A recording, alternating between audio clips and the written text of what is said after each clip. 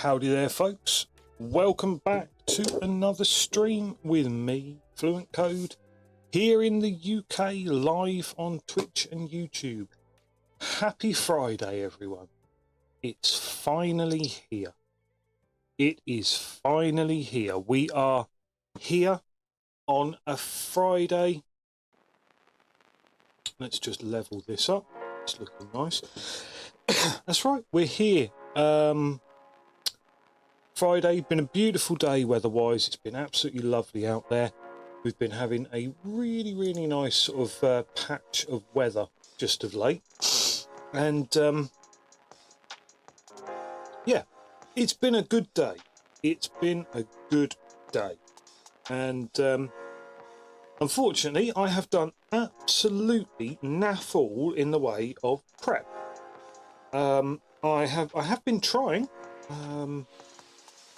Been thinking, yeah, okay, I'm gonna put in a bit of prep when I get home, and then we'll be ready to go. Shouldn't be too difficult, will it? And unfortunately, the best laid plans, as per usual, and discovered that I needed to go and pick up a coffee table after dinner, which, as you can imagine, is a bit of a faff. But it did mean that I got to drive my lovely new car down some very tight, twisty B roads, and yes, as you can imagine, a 3-ton chunk of metal down tight, twisty B roads is generally pretty shit, to be fair. But I did enjoy myself. It was great fun. So, as I have done absolutely no prep whatsoever, you guys will be extremely pleased to see this chap back in the rotation. That's right. This is our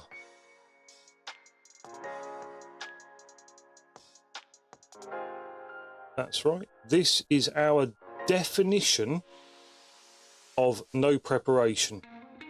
Basically, we are wheeling out the same model that we decided was our inspiration, our test piece.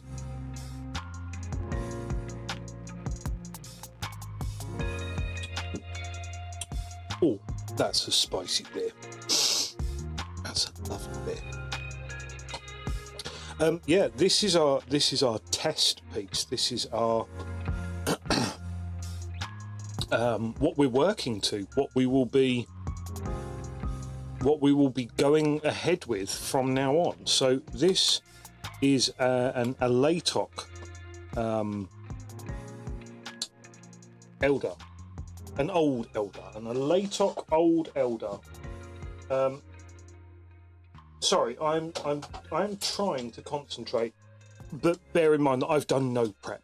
And when I say I've done no prep, I mean shit. I haven't even worked out what I'm going to do on this stream because I didn't know whether I was going to have any time. Didn't know whether I was going to have any time to actually get anything prepped, and clearly I haven't had any time to get anything prepped. I've been faffing around after coffee tables and driving my new car along bumpy B roads.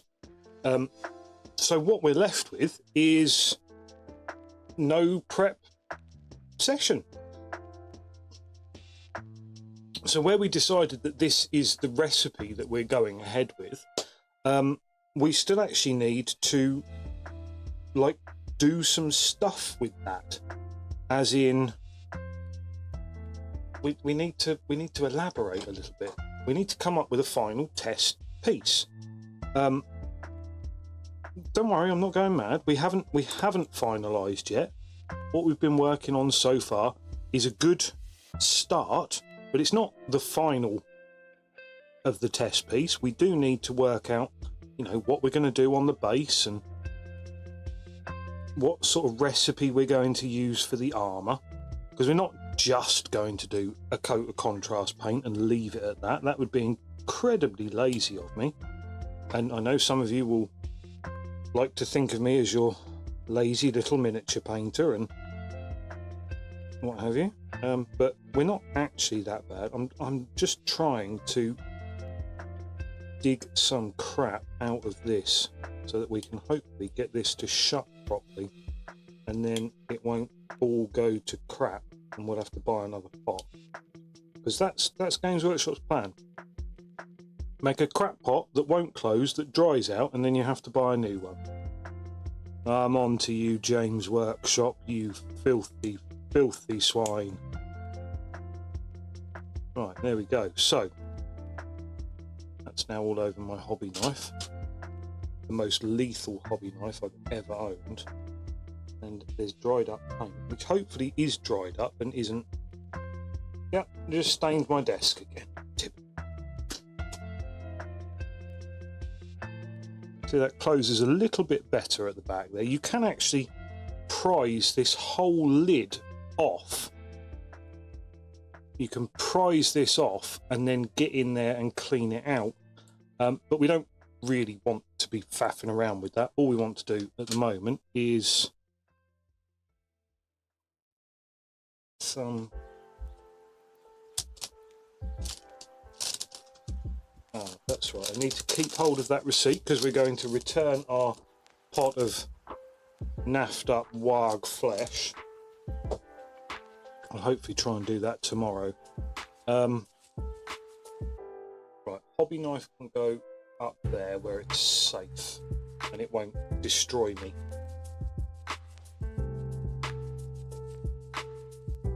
Ear can go in me. Racebone can be shaken up a little bit, and then we can add a little bit. Whoa, whoa, whoa! Racebone being too aggressive.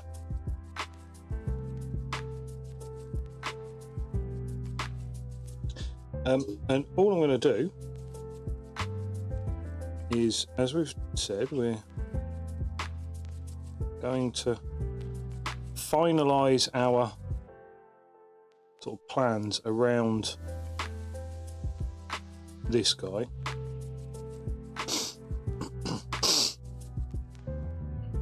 And so we just want to come up with a method of painting these guys, don't we? And all it's really going to be is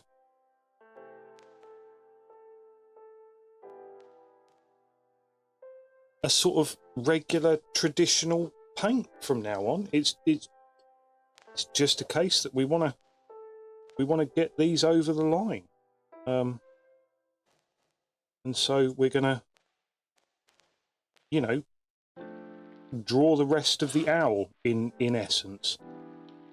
If any of you don't understand the reference, then you are perhaps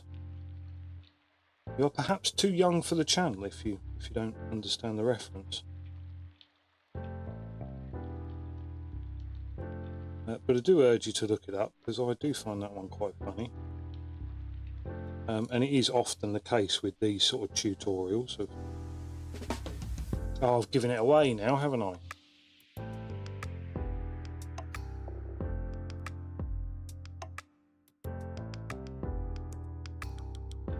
That's not quite how I wanted to blend that in, but that'll do for now.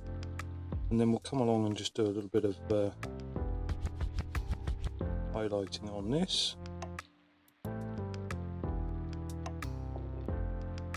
Am I painting off screen? I am painting off screen again. Excellent. Well done. Get ourselves in the middle there.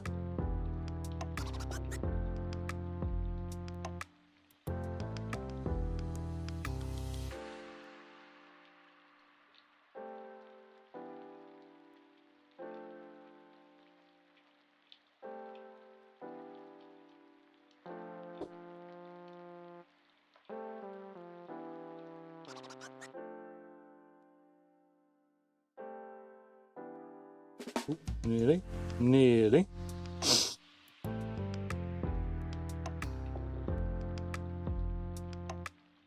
And all we really want to do is just be pulling out a few edge highlights really here in the base sort of. I mean, it's not actually the base of this colour because we didn't paint this in Wraithbone after all, did we? No, we didn't. We were sneaky boys and girls, and we went with our original method of zenithal highlighting, like we've been doing on the D&D miniatures, which is great for me because that is far cheaper than doing a Games Workshop base coat.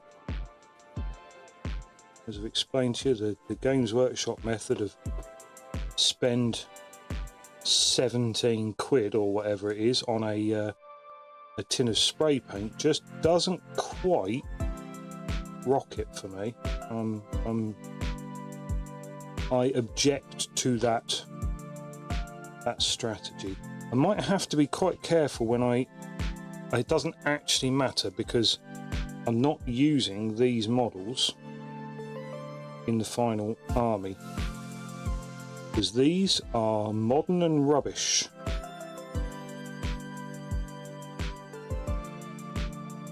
Modern junk, as some people would call them.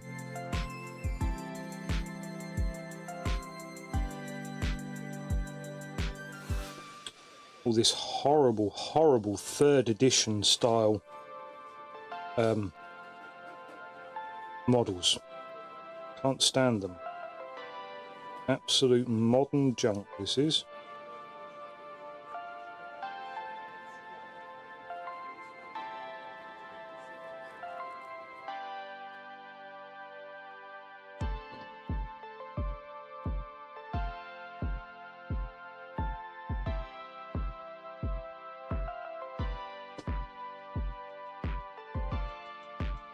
So this is how we're going to spend the stream, unfortunately, because I haven't had a chance to do any prep. I'm going to spend the stream working out how we're actually going to do all of the models, so not just the base coat and, you know, what color contrast paint we should use and that sort of thing. This is actually intended to be a recipe for how to complete the entire model, which is kind of bold because I have actually never done this before. I've never prepped out an army to such an extent as what I'm doing here. So I'm actually kind of proud of myself in a way. It's sort of the next step in my hobby career. Can you believe we're talking about somebody who's been painting miniatures for 30 years and he's never actually done a sort of army plan before? What a noob. What a noob. Right, now, this is where it's going to get a bit tricky because I kind of want this to blend in.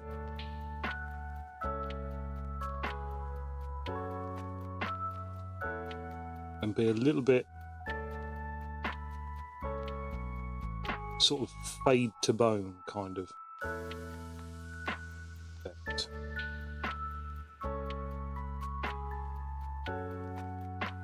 But that's actually a reasonable facsimile of what I wanted. Ooh, facsimile, get me in the posh words, yeah. See? Yeah, I know Kung Fu.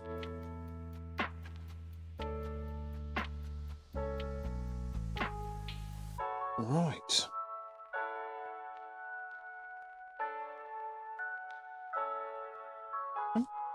too happy, upset, bad things, horrible words, dirty feelings. I think that's going to be fine. Unfortunately, I do think my brush has started to suffer a catastrophic meltdown. It's starting to give up the ghost. So hopefully it'll come back to life with the simple addition of water and more neglect. I'm not convinced. It's been a little trooper, that brush, because that was like a £2 brush. It was absolutely dirt cheap. It came as a set of however many, and I do neglect brushes, so I can't really blame the brushes when they start to let go, because that's my own fault. I never use brush soap. I really should start using things like brush soap, but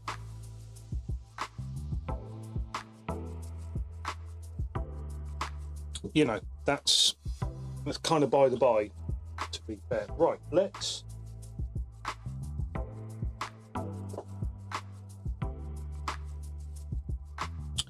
so we have Macragge blue,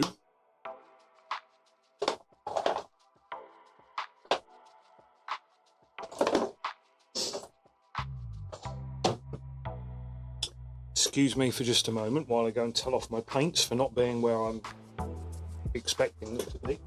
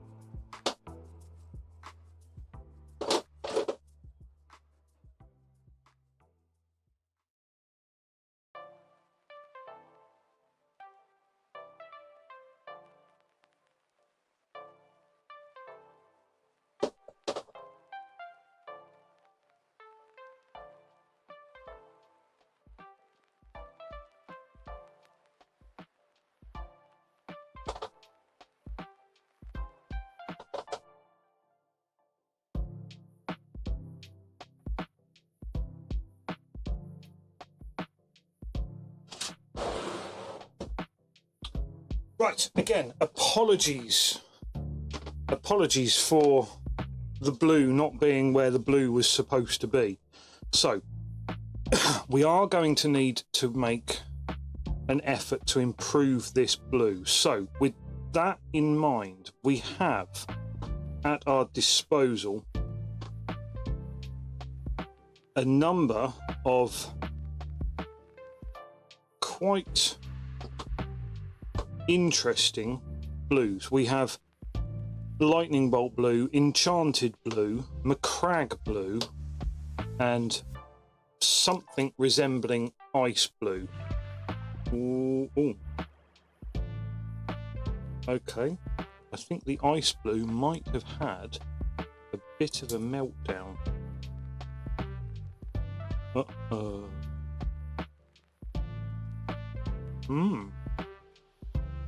That's not great. Well, it's not great, but we do have, let's have a look.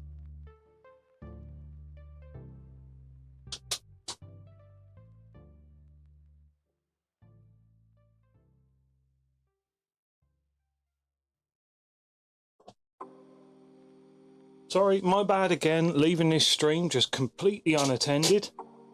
Oh God.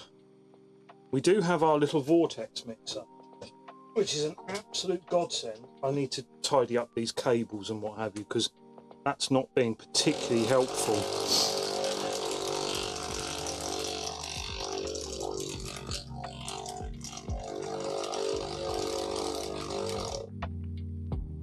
Now that really does shake things up a little bit when it comes to the old paint.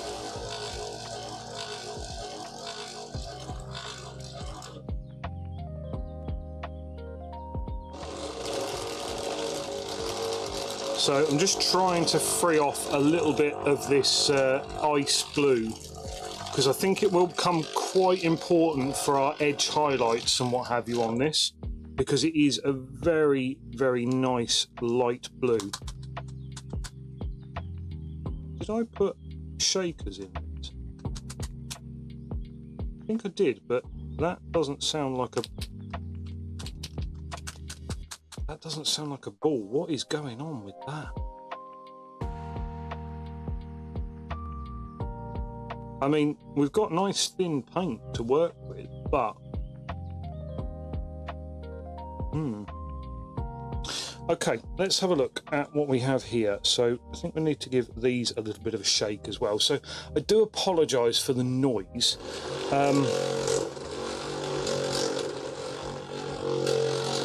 All I will say is it is for a good cause. These old paints are just absolutely astonishing colours.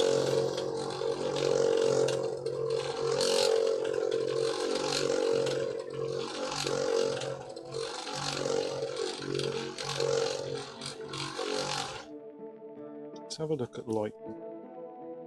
See, now that is the problem now with these old hex pots, is that they are 30 years old, and this plastic has just degraded to the point where they do split open a lot, and I now have to do something utterly horrible, which is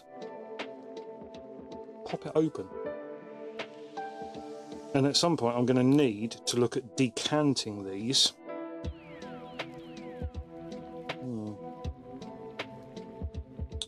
into dropper bottles.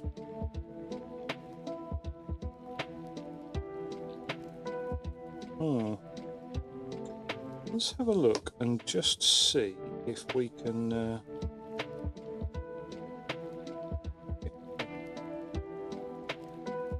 this closed again. Just give it another little shake up and see if we can.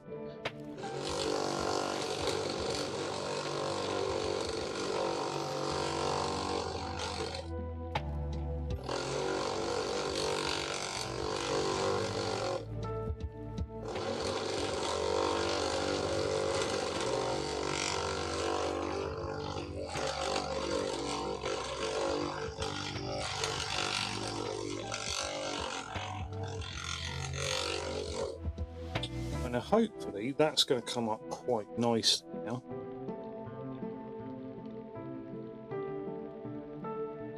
Oh, that is lovely. Look at that.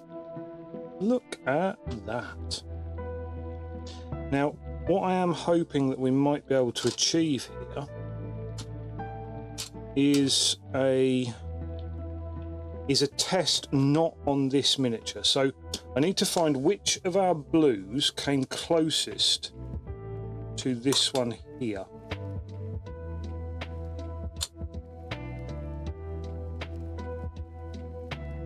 Do you think that one? That's pretty good, isn't it? Okay, let's try this one. This was our one from the other day where we I think this is the one that we base coated with. We base coat this one. I can't remember.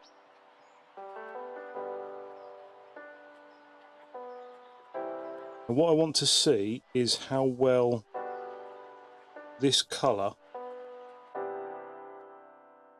comes up against our base coat here.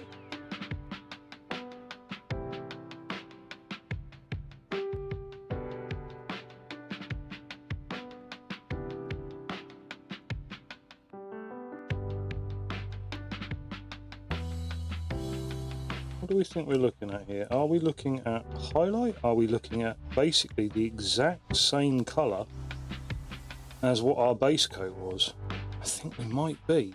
I think that Talisar blue is actually just a straight up, look at that. It's just almost identical. So, if we wanted to highlight that, if we were to introduce a tiny bit of the ice blue that we were just messing around with, Do you think we might have a highlight colour? Let's have a look. Because that's what I'm searching for here. I am searching for a highlight. Now, see. We have what could well be considered a highlight colour.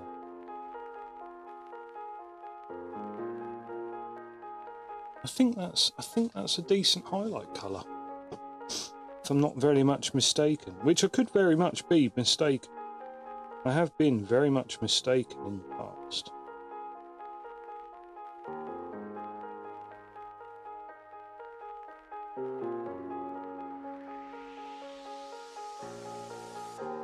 Okay. It is definitely lighter. So we have ice blue, which is incredibly watery. And we have our enchanted blue, which is very much an old school paint. So we'll have to see how they come out. I have a feeling some of these old paints are going to produce a slightly sort of glossy effect on the miniature. That's sort of from prior experience.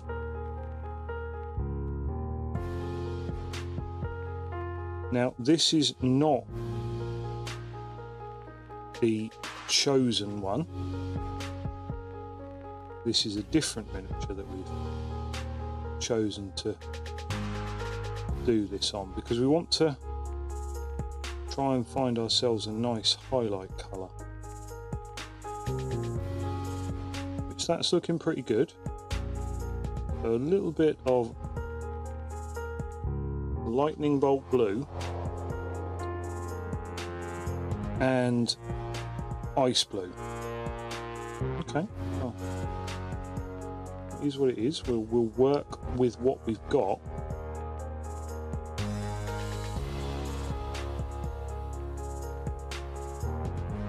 So I am perfectly accepting of the fact that to get a decent finish, I'm not going to be able to rely upon just the contrast paints. It's not going to provide the finish that I want for this army. But I do like using the contrast paints as a guide, as a sort of block to get me started, to go, that's where I need to do this on that.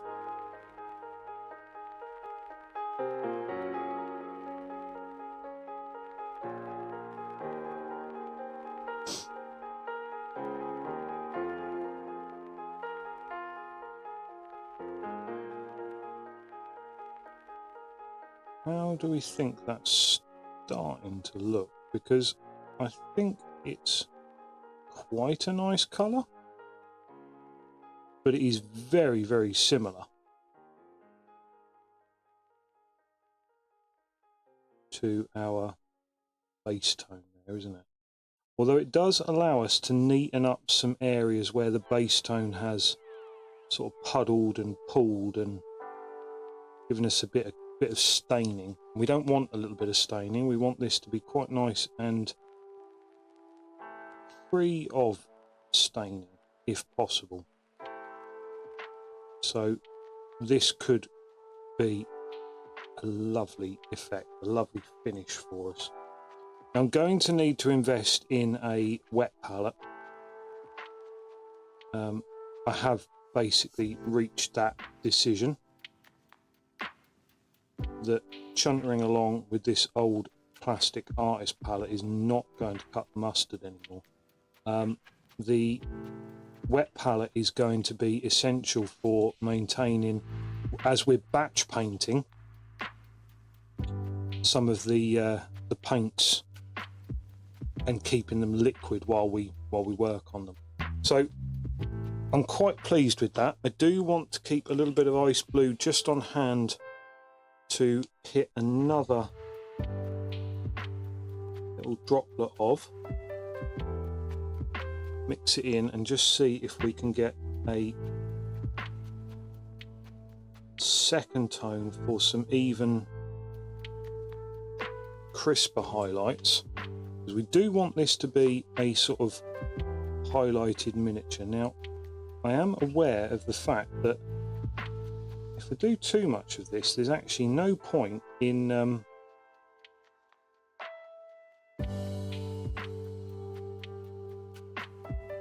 applying the original contrast paint.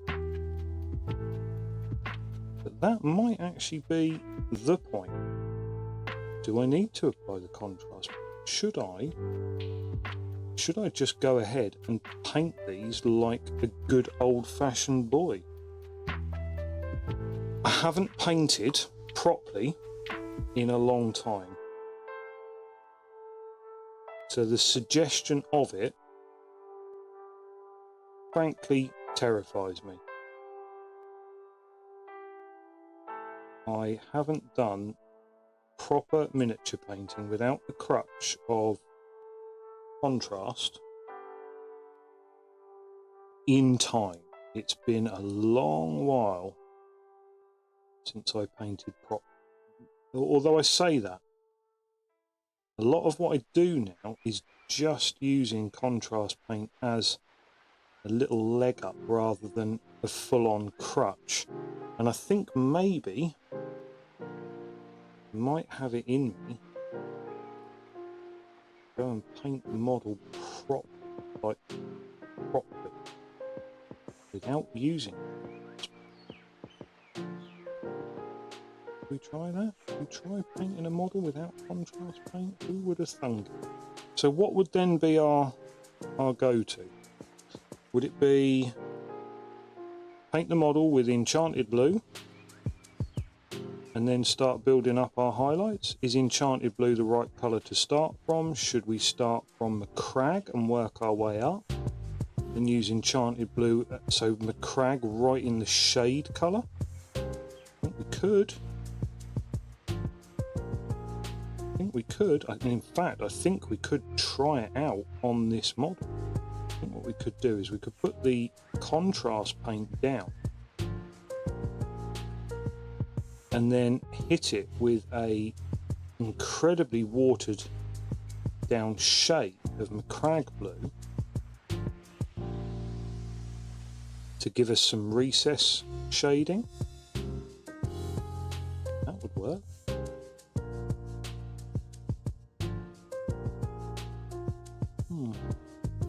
Hey, we've got D&D this weekend, folks. I am looking forward to that. We are hopefully going to see a little bit of a pick-me-up on our campaign, where we are going to be sort of moving on towards the next stage of things, where we're planning some. Might have to plan some violence and stuff, because at the moment we've had a very sort of tame, in fact quite a quiet campaign. So it would be good to get some violence. As we all know, violence is man's best friend. Oh, hang on, sorry, you'll have to excuse me.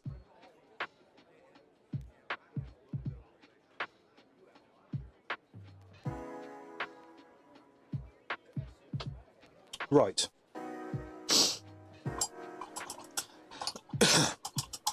Now, I don't know if this is working or not, because I think we are going to need to look at a nice watered down coat of Macragge Blue painted into the recesses as a shade. Let's get a bit on our palette and see what we're actually dealing with. Let's pop the Enchanted Blues off to one side. You guys can wait. I think I might. But then again, if I do that, do I need to even bother with the zenithal? Am I just wasting time and effort with the zenithal? That's the question, isn't it? Is that the question? Should it be the question?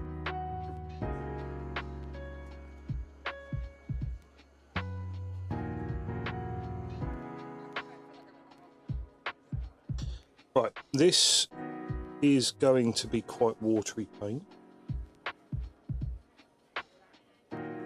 for a reason.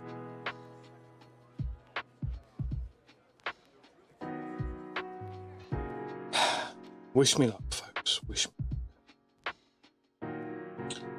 I think we should paint here.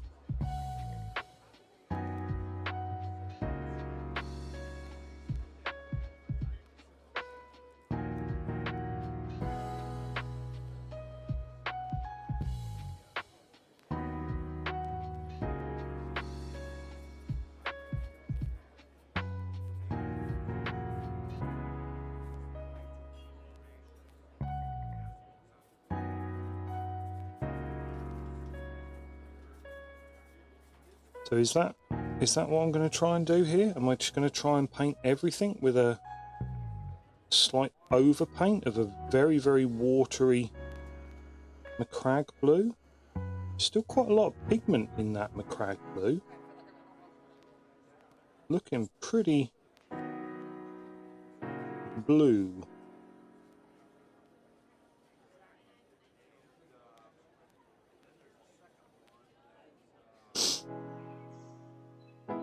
So would that then be the recipe? Would it be zenithal undercoat, get everything ready and prepped and working with a zenithal undercoat, and then just come along with a very, very light coat of Macragge blue over everything, properly watered down so it still shows the zenithal through, and once we've got that stage dealt with, I guess we're sort of home and dry almost. We can then start building up our layers and highlights of things like the lightning bolt blue, at which point we haven't painted a contrast paint miniature. I mean, if you can see what I'm doing here, I've effectively covered all the areas and everything that was originally painted in the contrast paint in this area.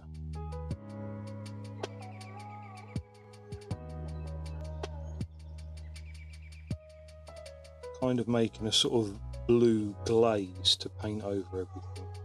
Don't know whether I actually want to change the colour of the blue. Oh, we've got a bit of wind going on outside. What is that? Because it has been, again, a really, really lovely day here in the UK. It's been really nice over the past sort of week or so. I know none of you believe me. The UK is a horrible rainy shithole to the rest of you guys. And fine. 80% of the time you are dead right. However, the last few weeks we have had something almost resembling a summer in May. Look at that, May time. Not even fully 5 months into the year, and we've been having summer. It's really nice. We've been having sort of 18 to 20 degrees, beautiful days, quite pleasant warm nights. Obviously it drops a little bit first thing in the morning, or leading up to first thing in the morning, but we've been having some lovely weather. And now sounds like a bloody windstorm going on outside. What can you do? And as I say, I won't hear anything more from you guys about the UK being a blowy shithole anyway. Like I say, 80% of the time you're right. Not this week. Right, so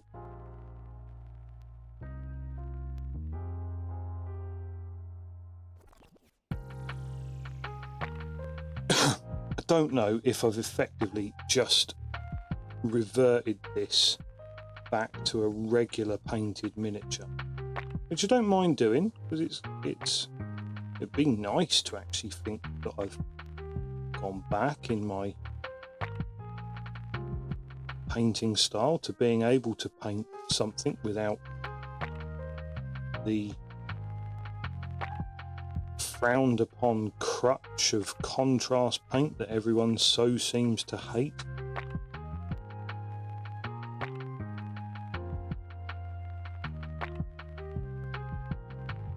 So what do we think the recipe here should actually be? Should we be painting a thin, very thin coat, or a couple of very thin coats of Macragge blue over our zenithal primed model? Should that be where we're at? Because I'm really liking that blue. That blue is a solid second edition kind of blue. It's not Macragge blue. Macragge blue on its own is far too dark. If I turn around and pop that to one side, that's very dark, and that's not actually going to be a good representation of what I'm trying to do here, is it?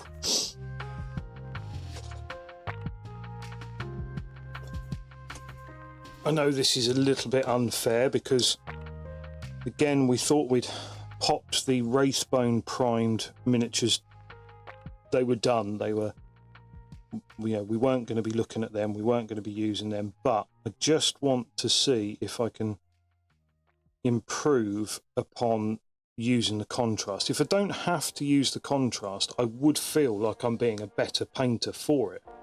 So perhaps it should be a case of use actual real old paint. At that point though, there is no point in the zenithal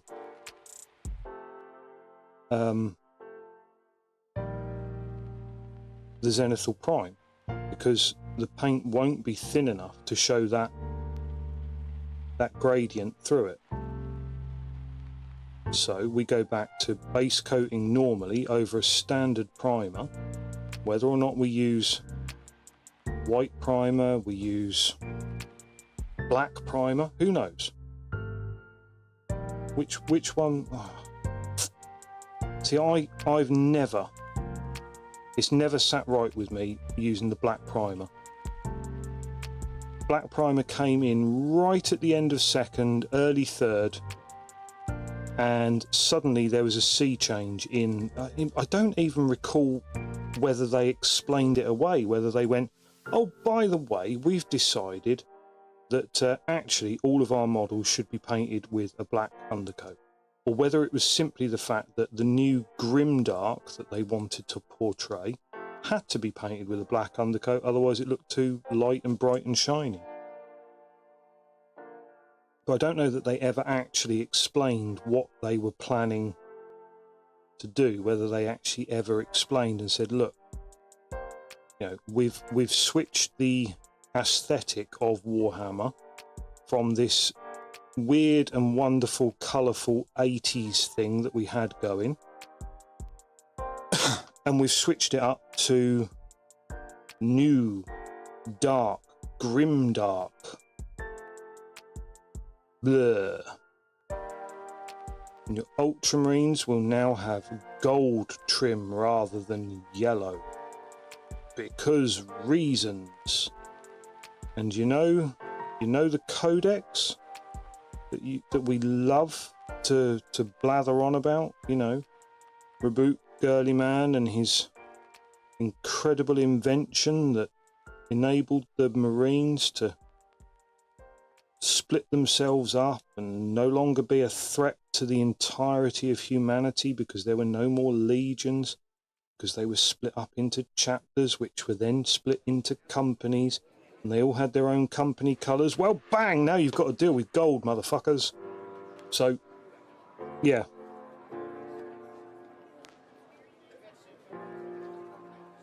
I don't know whether there was ever any logical explanation for the change,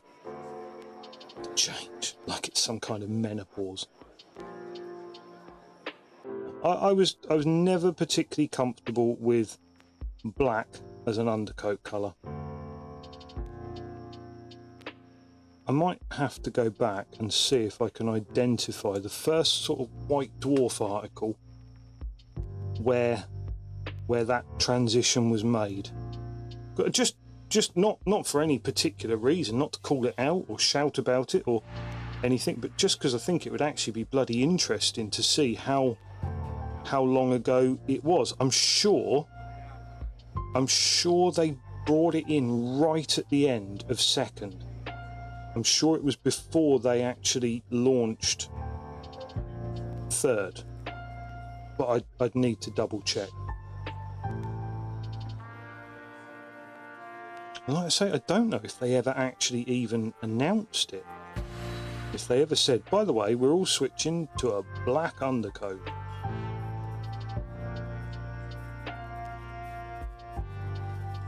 The conspiracy theorist in me would say that, well, with a black undercoat, you'll need to use more coats of paint, and therefore you'll have to buy more paint.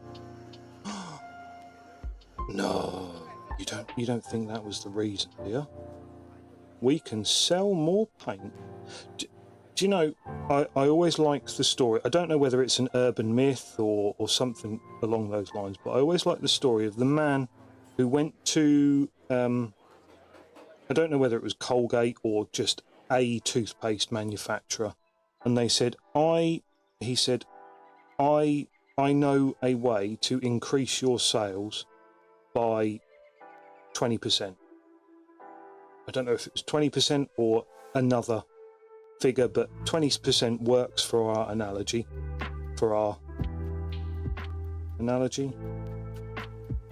No. What's the word? Yeah. My brain has stopped working. So he said, I know how to increase your sales by 20%. And they went, nah. He said, yeah, I do. I can increase your sales overnight by 20%. And they went, prove it. And he went, no, not until you give me a million quid.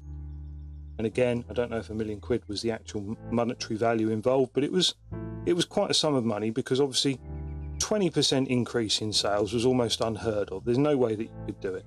And so they had their marketing team and what have you scratching their heads and going, how is he proposing to do it? He seems full of confidence. How does he think he can do it? And they scratched their heads for a couple of months and they didn't come up with any way. They tried things. They tried to put things into practice. They couldn't come up with any way to increase their sales by 20%. So in the end, they went back to the guy and said, okay, we'll give you $1 million. Tell us how to increase your sales by 20%. And he went, make the hole on the end of the tube 20% bigger. I was like, what? And he said, people use a toothbrush full of toothpaste. So they put it on the toothbrush and they squeeze down the toothbrush. So if that's your toothbrush, they put toothpaste there and they go to there and they stop. And if you make that longer, that won't fit in your mouth properly. But if you make the bore of the toothpaste tube bigger, then you'll put 20% more in the same length of toothpaste. And they all went, you mother... But by that point, he'd made it off with his $1 million. And they did it as well. And they increased their sales by however much. Well, they increased their sales by 20%, of course, because that's the whole point of the... Oh, it's not analogy. What is the word? Oh! Anecdote. God damn it.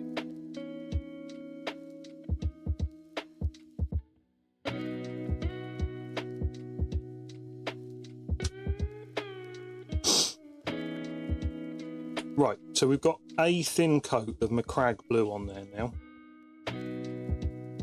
We need to wait for that to dry a little bit, and then we'll put another thin coat of Macragge blue on there. This is the longest this is the longest I have ever spent at the experimentation phase of miniature painting. And I'm having a whale of a time, if I'm honest with you. This is something else. I'm enjoying it. Look at all of these dudes. Look at all of these dudes, all just a slightly different colour, a slightly different shade. And I'm not entirely happy with it, and my phone's beeping at me and telling me to move, and yeah. And I can't actually remember what all of them are. Those ones are Wraithbone spray. That one is, what was that done in? That one was done with Grey Seer. That one was done with, no, that one was done with Grey Seer. I've just overpainted that. That's actually, I do like that. I do like that. Maybe that is the way. But maybe what I should do is I should contrast paint it like this, like that. Like that one. That's contrast paint over Grey Seer. Over this is maybe what I should paint, a thinned coat of Macragge blue, and then we'll go to town highlighting it. So let's thin down this Macragge blue here and pop that in our folder. I just want to try a bunch of different things because I haven't really ever done this and worked out. It's always been a case of, yeah, I know how I'm going to paint this from the start, and this time round with this project I don't know how I'm going to paint it. I've got these models and gone, do you know what, I need to find a method that I'm happy with doing, that's reasonably quick, that works, and I'm just having a whale of a time messing about with it. Although, like I say, I do feel like I have finally managed to kill this poor old brush. I'm going to have to see if I can pop onto old interwebs and find myself another 2.0. I think a 2.0 brush.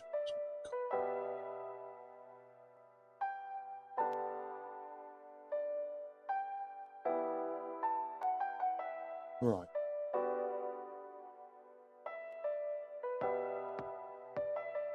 Oh, that's actually looking pretty hot.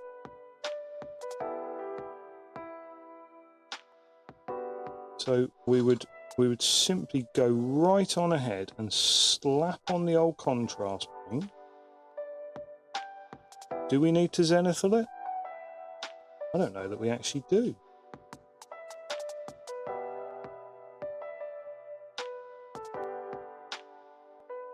This one wasn't zenithal, was it? No, this one was just painted straight up old Grey Seer. So, what did we do here? What was the recipe for this one? This one was straight up Grey Seer, straight up Talassar blue, no thinning, no messing about, and then we painted over a thin down, almost like a wash of Macragge, and then we left it to dry, and it turned out to be incredible, and I never needed to touch anything else on the model. Huzzah, we've done it, folks. We've found, no. Right, Now, working from Wraithbone, I don't even know why I'm trying this, because I'm not going to paint the model's Wraithbone, because Wraithbone is really expensive.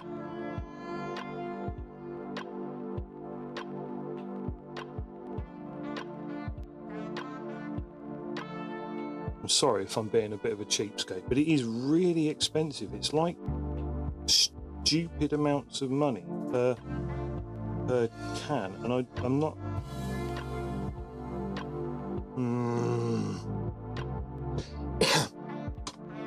Howdy, AWOL. How are you? We are still puzzling over how we paint these models. Yeah, I'm thinking. See, last stream, I sort of, kind of, maybe a bit decided upon, hey, we're done.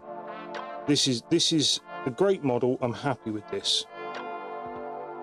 And then I rather foolishly started this stream without anything prepped. So I didn't go out and get everything sprayed up, because unfortunately I had to go and pick up a coffee table after work, so I didn't have any time. So all I did was picked up another model and started painting it with actual paints rather than contrast paints. And that's a big mistake, because I've decided that maybe contrast paints aren't the way to do it. I can't believe I just said it. Nah, I think everybody had guessed that I'm starting to head down that road.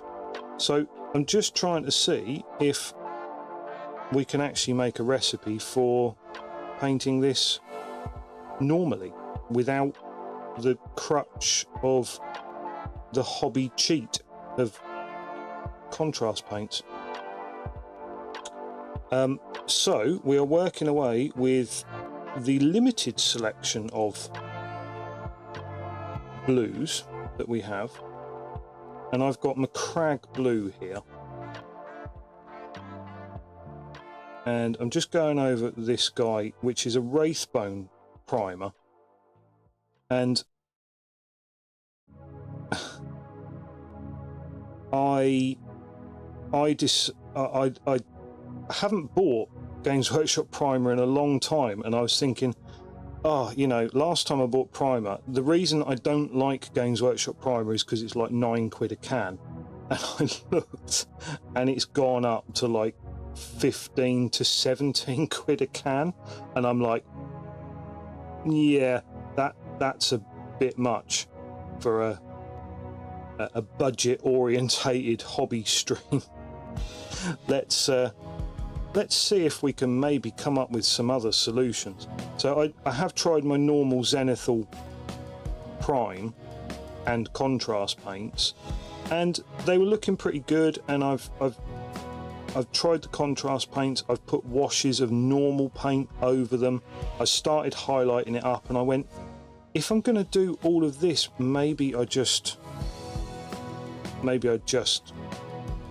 start with normal paints out of the block.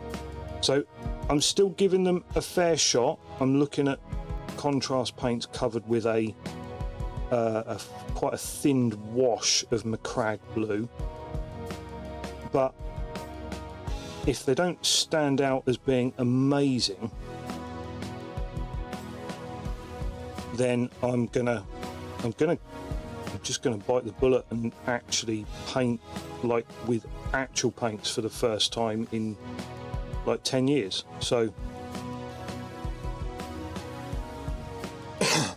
there you go, Mr. Macragge blue. It's quite a nice little blue, to be honest with you. We'll go ahead and give it a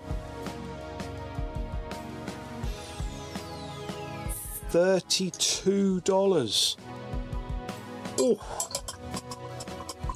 $32 is well, I mean, $32 is like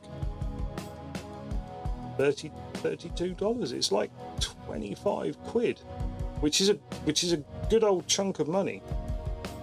versus 6, which, yeah, I tend to use stuff. We have a shop over here called Home Bargains,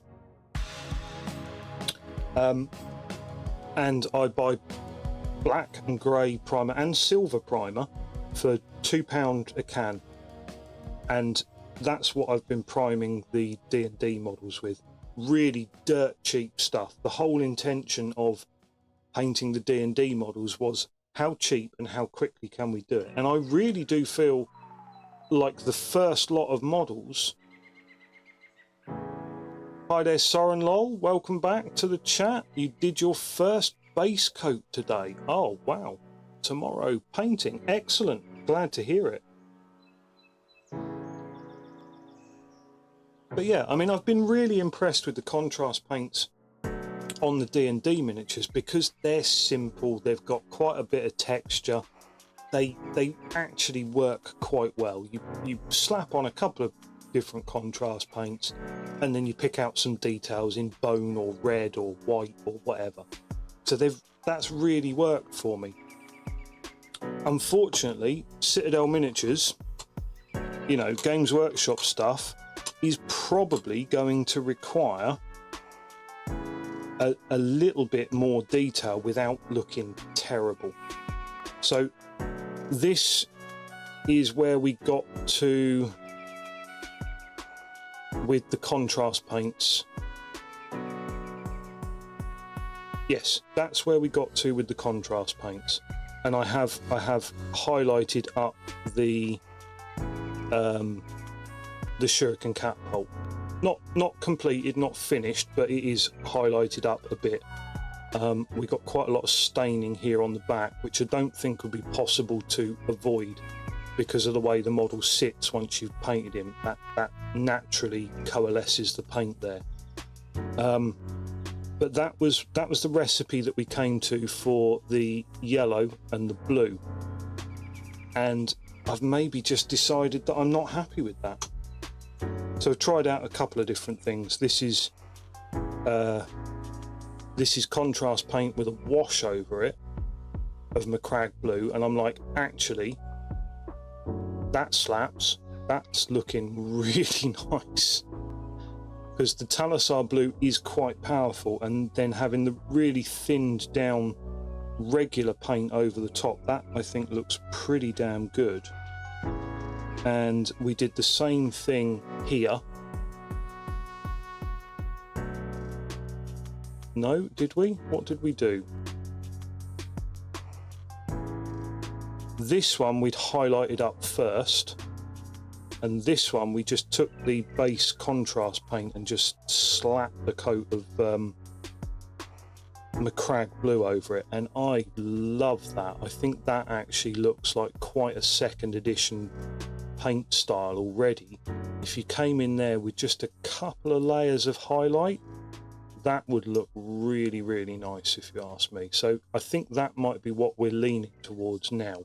But I did just want to give it an experiment of painting it right up from Macragge right from the start.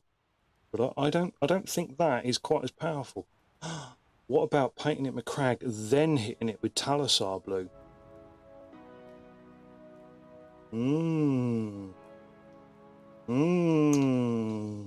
See, this, I'm terrible for this. I'm never going to get to painting. I'm never going to decide on a colour scheme how to paint an army. Okay. Focus. Let's get this done.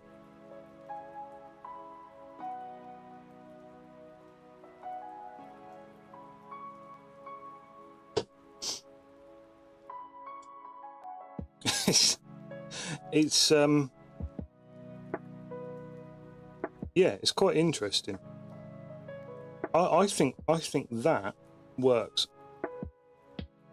Well, I've got Soren. I mean, these models are not even going to feature in the army. The army is all there. Hold on. The army is over there. Sorry for the seasickness effect that you probably just got there. Right, brilliant. Now I can't get it to sit right. There we go. Maybe something like that. Remind me never to adjust the camera like this on stream again, because that's all... Oh, get in the bin, you. Right, there we go. That's sort of right. That'll do.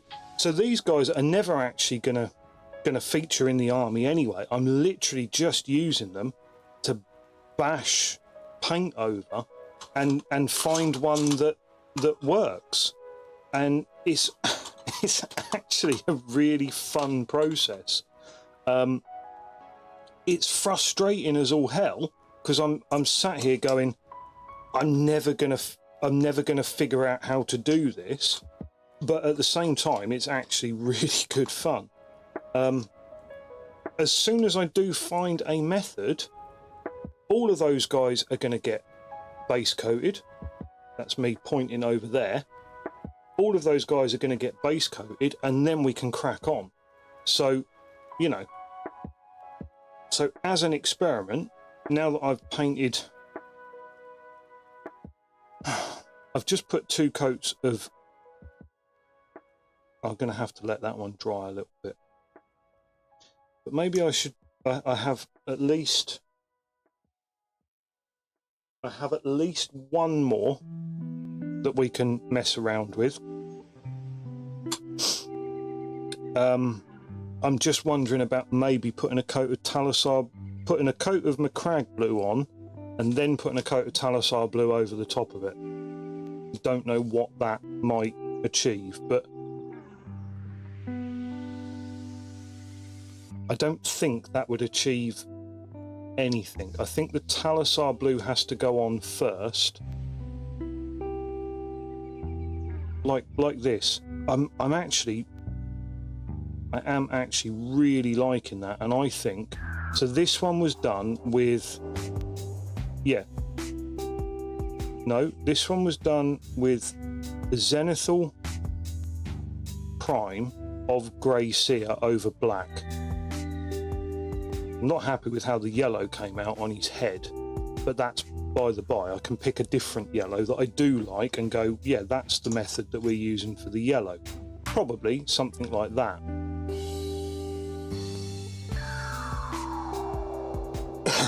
This guy, I really like the blue on him, and the recipe for that was Talisar blue with then just a nice thin coat of Macragge blue all over the top. Zenithal spray is fantastic for contrast paint.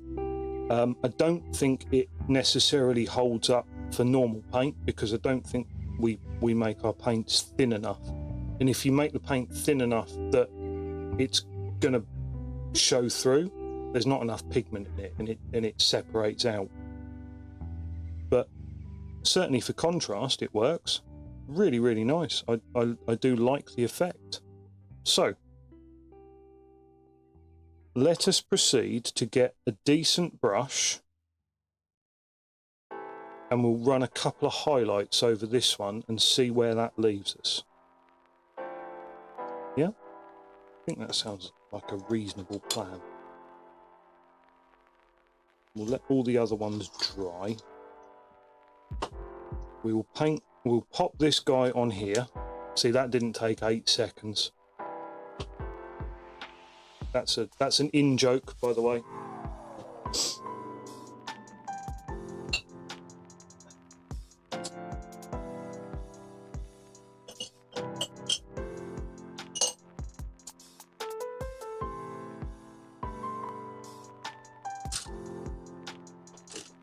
Let's have a look and see if we can find another decent base coating brush.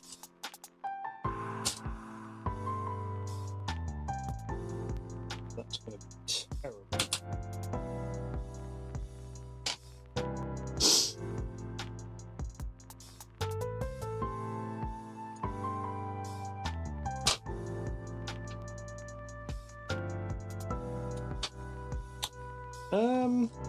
Struggling a little bit here because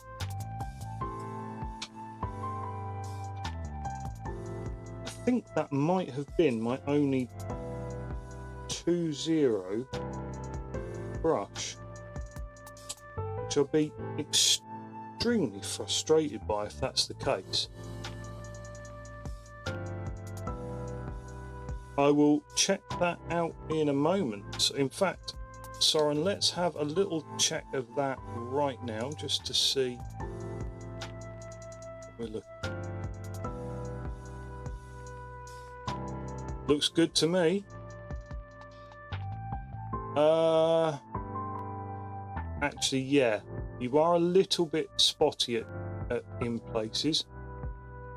What sort of temperature are you spraying at? Because if you are really hot, the paint tends to dry a little bit before it hits the model. I was outside, it was a little windy. It might be a case that you're either a little bit too close or, helpfully, a little bit too far away.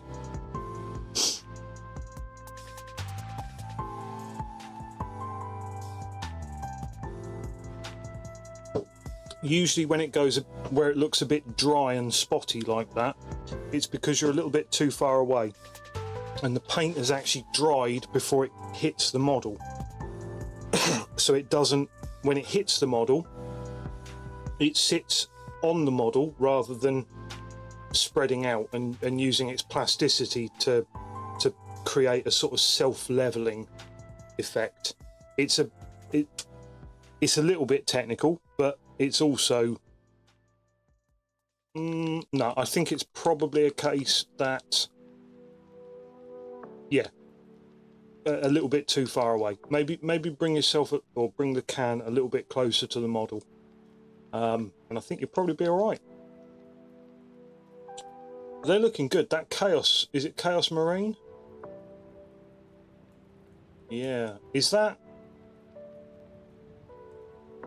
one of the new Slaneshi Marines, I think, that they've just released?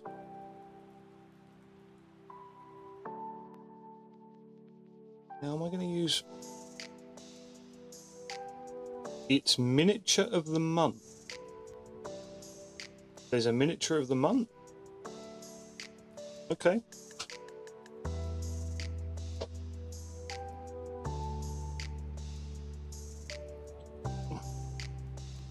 Here we go. Hex pop goodness when the lids start to give in. I'm going to have to decant this into a dropper bottle like this. Although, as you can tell, my ice blue, if you go to the Warhammer store, you get one for free each month. I felt it was perfect for trying my first time. Oh, damn straight it is. Yeah, absolutely. If they're going to give you a miniature to try, and it's what does appear to be a couple of quite nice miniatures, yeah, go for it. 100%. Not going to call anyone out for that. That brush is too big. That's a 1-0.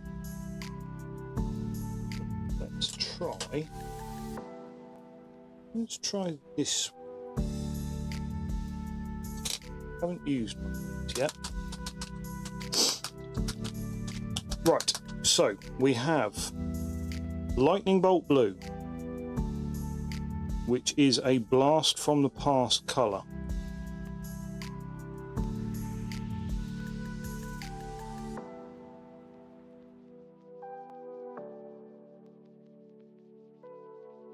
Where are you from, Soren? If you don't mind me asking, feel free to tell me to mind my own business if you... Because obviously you used freedom units for your temperature, so I'm going to assume... Okay. Do you guys measure in Fahrenheit?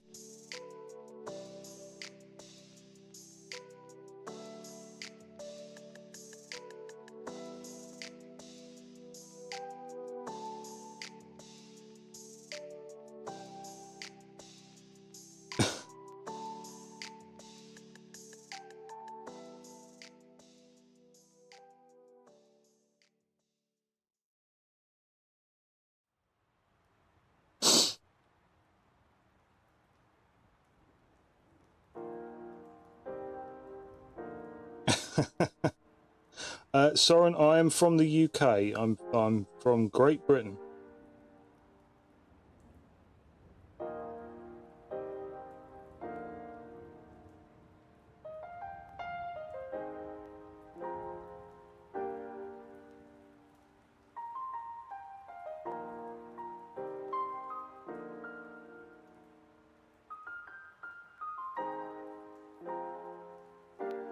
I don't know. I have had people tell me that my accent is weird for a Brit, mostly by non-Brits, because most people think in the UK that I'm common as muck. But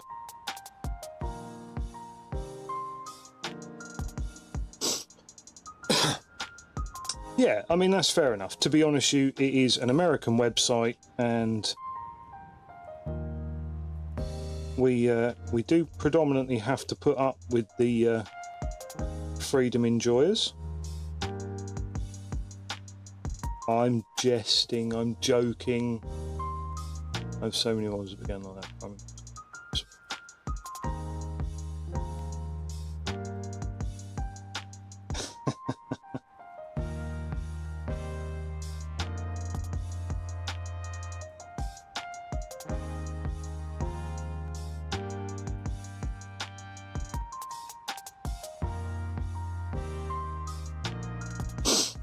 So double it, add 30. So you're about, yeah, it's not very warm actually. It's only about 15, 16 degrees over there as well. So yeah, okay. In that case, it will almost certainly be the fact that you're spraying a little bit too far away from the model, and it's drying out a little bit before it gets to it. So yeah, bring it in a little bit closer, and hopefully the plastics in the spray will not have a chance to dry out too much before they get to the model.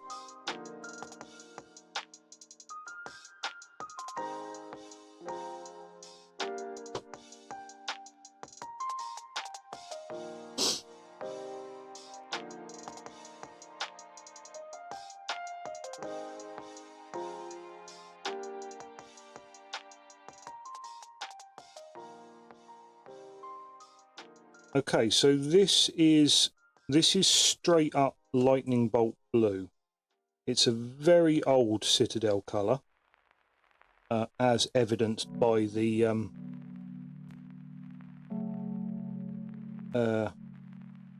hex pot. But I do love it. It is a very, very nice looking colour, and straight like this, it does appear to be the perfect highlight colour for what we've got on our base coat here. I will obviously bring in another highlight afterwards, where I will add a bit of ice blue, but this is looking nice right now. Really? Wow.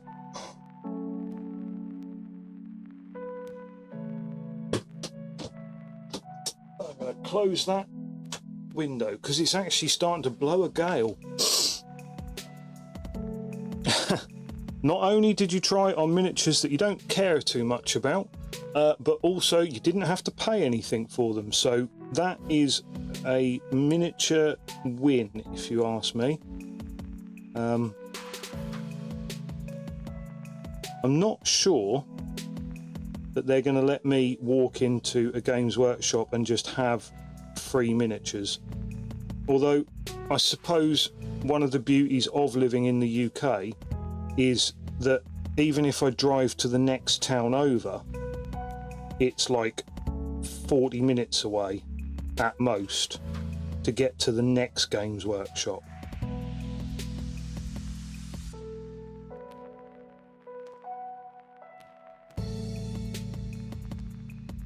Or rather, the Warhammer store, as they call it nowadays.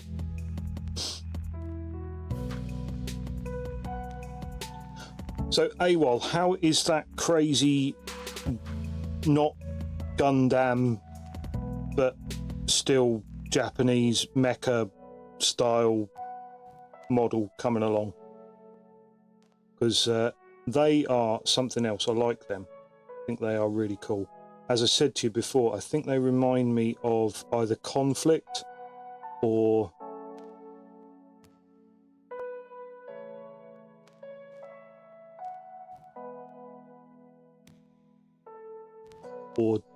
Dust something. Is it Dust 42 or something along those lines? I can't remember what they called, but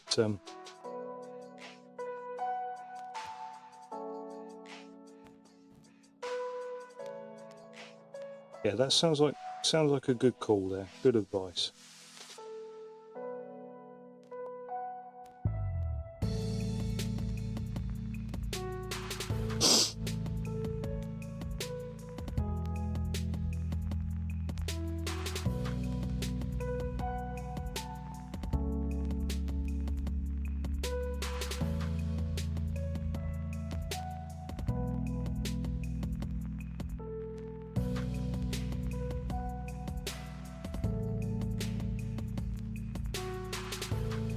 Yeah, I think you've probably, if you wanted to, you've got enough of the black still showing that you could do a second zenithal and it would probably look all right.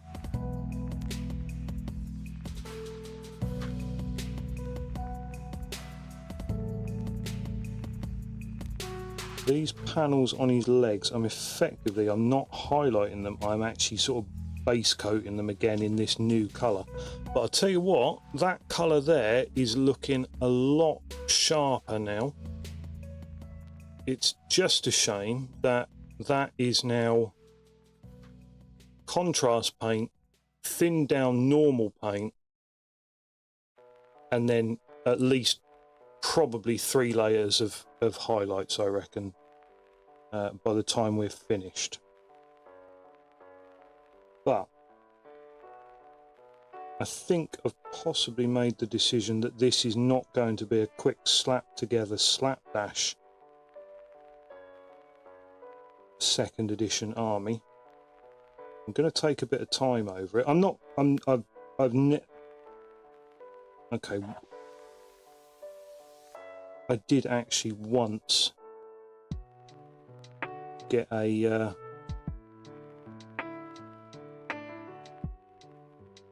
finalist pin, but that was back in the day when I think the miniature painting was kind of ropey.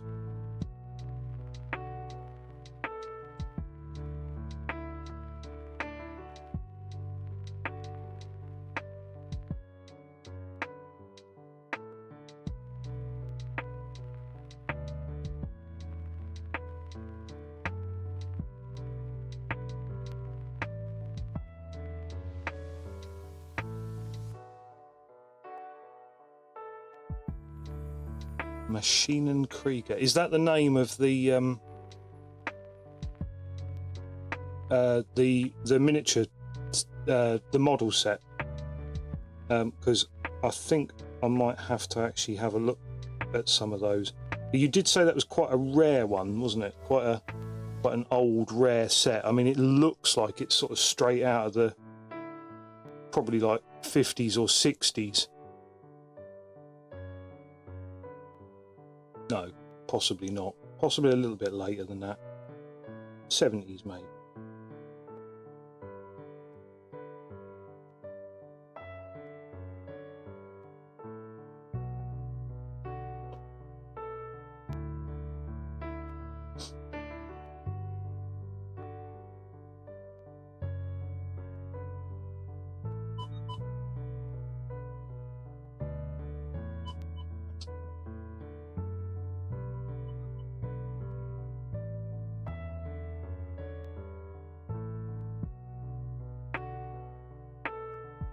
Sorry, just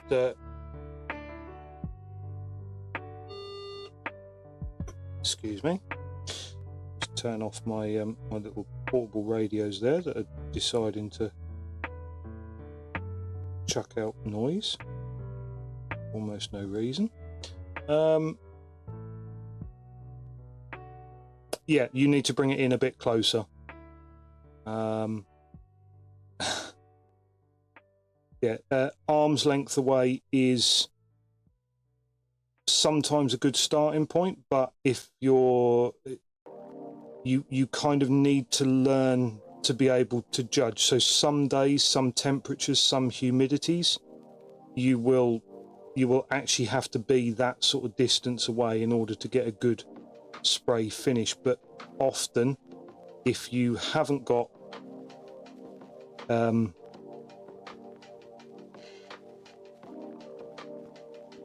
if you have a bit of wind, it's quite dry, stuff like that, you will need to bring it in closer.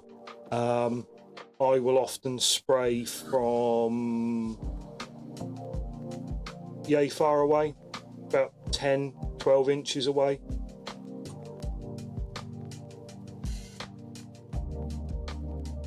You'll forgive me if I use freedom units for something like that as well.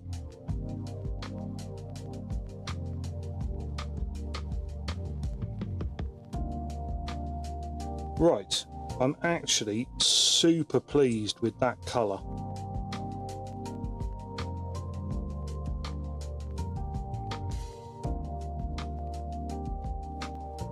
That blue is really starting to pop now. So what I'm going to do is I'm going to add a bit of ice blue into the mix.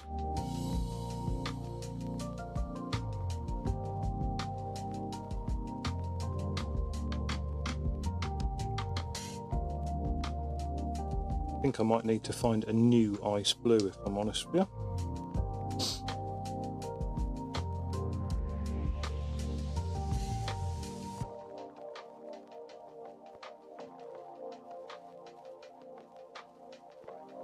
So we're going to do a sort of 50-50.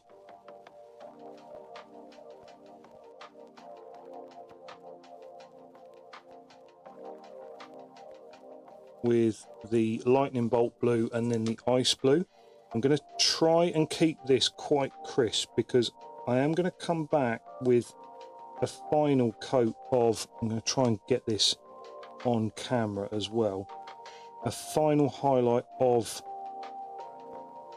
ice blue on this, but I will be going just for a really fine edge highlight with that. So this layer, I really want it to be quite close to the edge and just feathered in ever so slightly.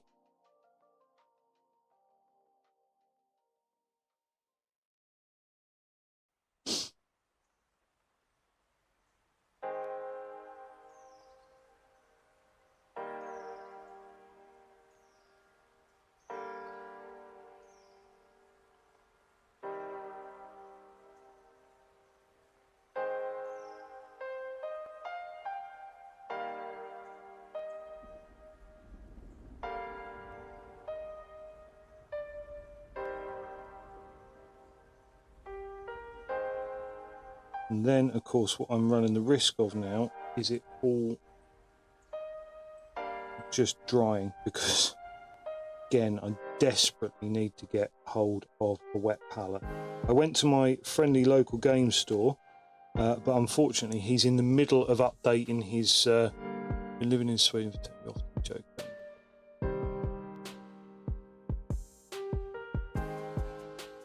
Oh, he's been there 10 years and he's still got a right-hand drive car. That's probably a little bit frowned upon, I believe.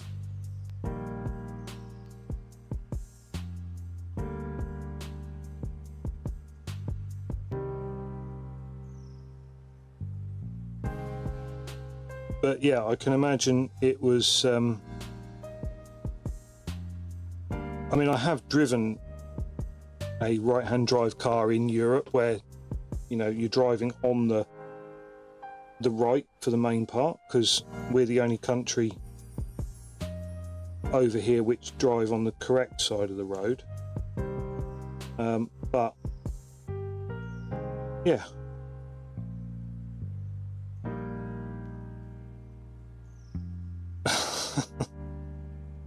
Yeah, I mean, well, it's fair enough if the car's working and what have you, and he can put up with driving it on the wrong side of the road, then yeah.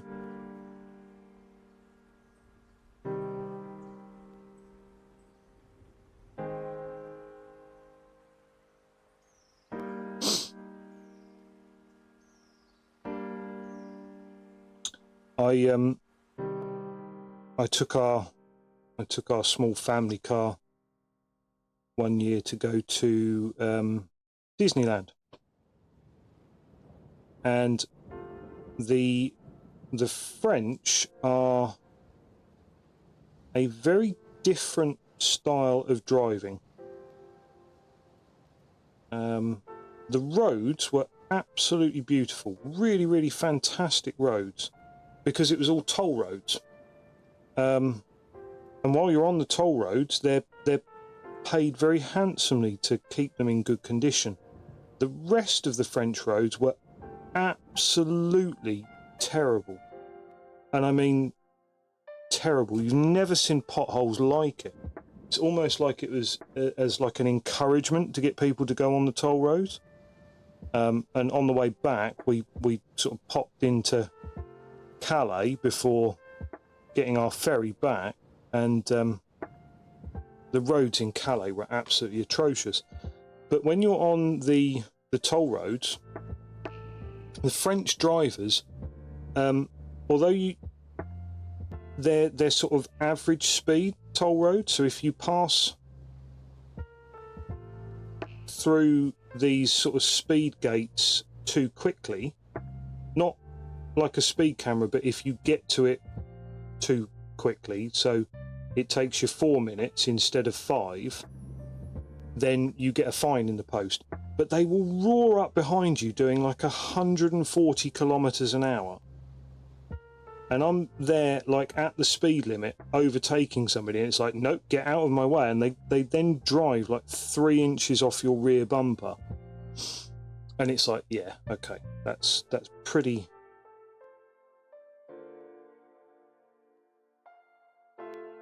intense, to be fair. And I mean, I'm not a nervous driver, but when you're in, you know, when you're driving on the wrong side of the road, and you know, you have to have these stickers that say you're driving on the wrong side of the road, because it's legally required to have a GB sticker on your car. And the French will still just drive up behind you. It's like, get off of our roads. Okay, sorry, sir. We'll get out of your way.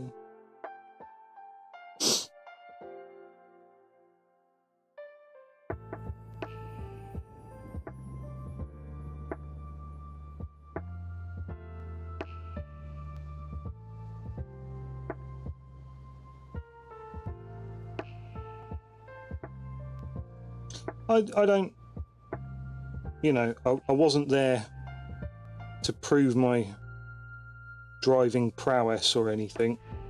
I was there to get us all to Disneyland to have a lovely time. And to be honest with you, the roads were so nice. And we had a youngster in the car, and it was just a case of being able to use these amazing facilities like every 10 kilometers, like clockwork. They had these service rest stop areas, and it was actually a really, really nice drive, apart from the, oh my god, here comes the speeding Frenchman, get out of his way kind of effort.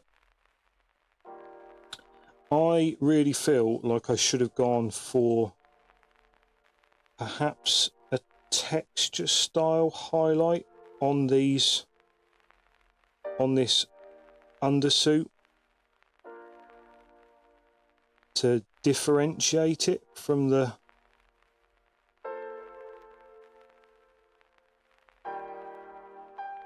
armor plates. I don't know whether that would work better.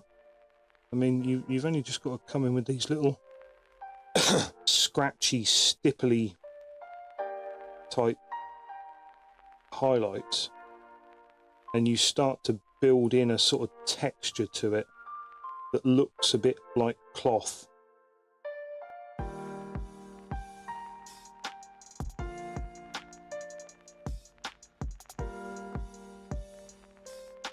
So I might try that. That will be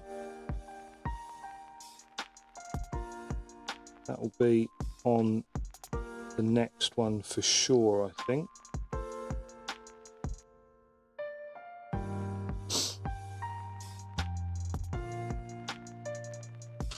Oh, we are properly losing our paint now. We need to keep it liquid without losing too much of the colour. The ice blue is incredibly runny because there's clearly something wrong with it. So I can add in a little bit of that to keep the mix moist, but it's then I've got to add in more of the lightning bolt blue to keep it the right colour.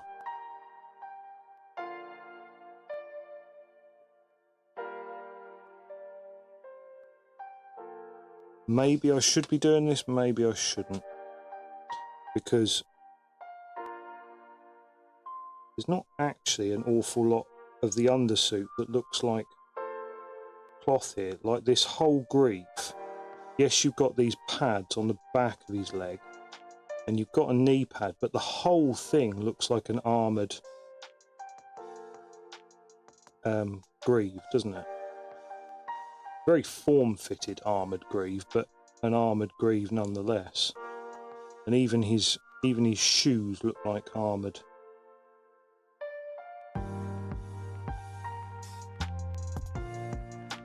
See, in the rules, these guys were wearing mesh armour, but it doesn't really make sense with the model that they gave them, because that doesn't look an awful lot like mesh.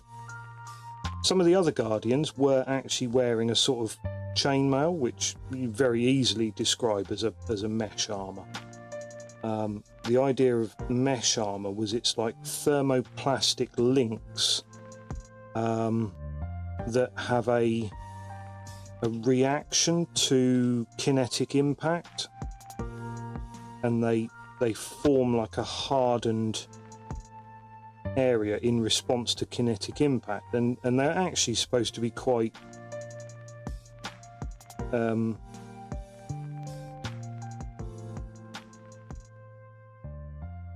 it's actually supposed to be quite good armor, yet in game it was a little bit shit. Not utterly terrible, but just a little bit shit. I mean, it gave you a 5+ save against template weapons, I think it was, and a 6+ save normally. Is that how it no, that was, or was that flak armor? I think mesh armor was just a flat 5+ save, which often meant, you know, against like bolters you would get a 6+ save, which is a good thing, especially when the Marines, when fighting against your shuriken catapults, would end up with a 5+ save. Okay, I'm actually really liking that blue. That's a solid looking blue. So now I am just going to go for the try and get the crispest of edge highlights on these armor plates.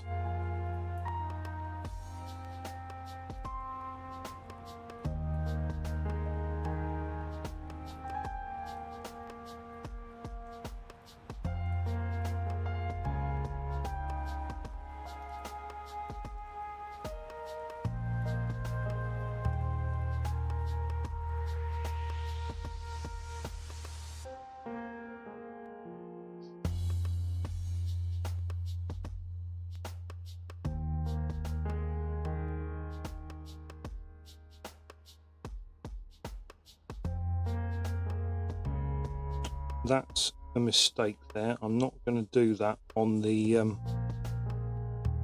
I think those bits could be argued to be undersuit, so I'm not going to do them. Tiny little bit on these sort of bulges.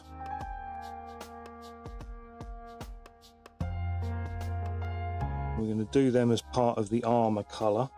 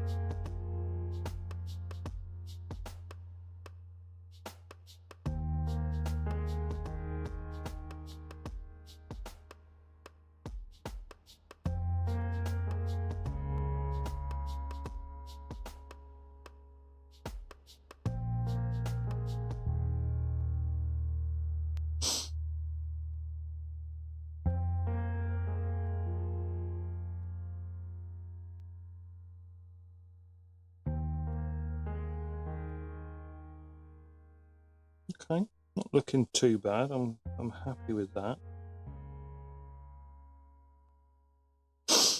Now this here is going to be a slightly different story because I just want to get the very edge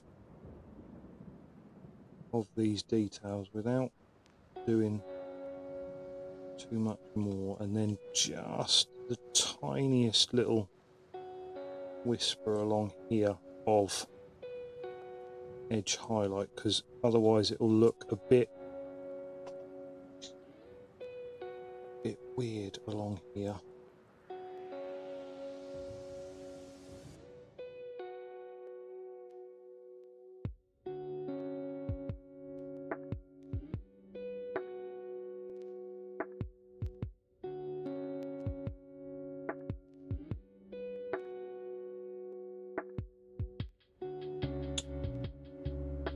Oh, it's been so long since I've actually painted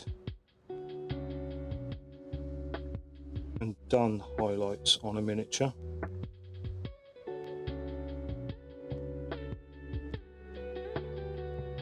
I feel like I've forgotten how they work.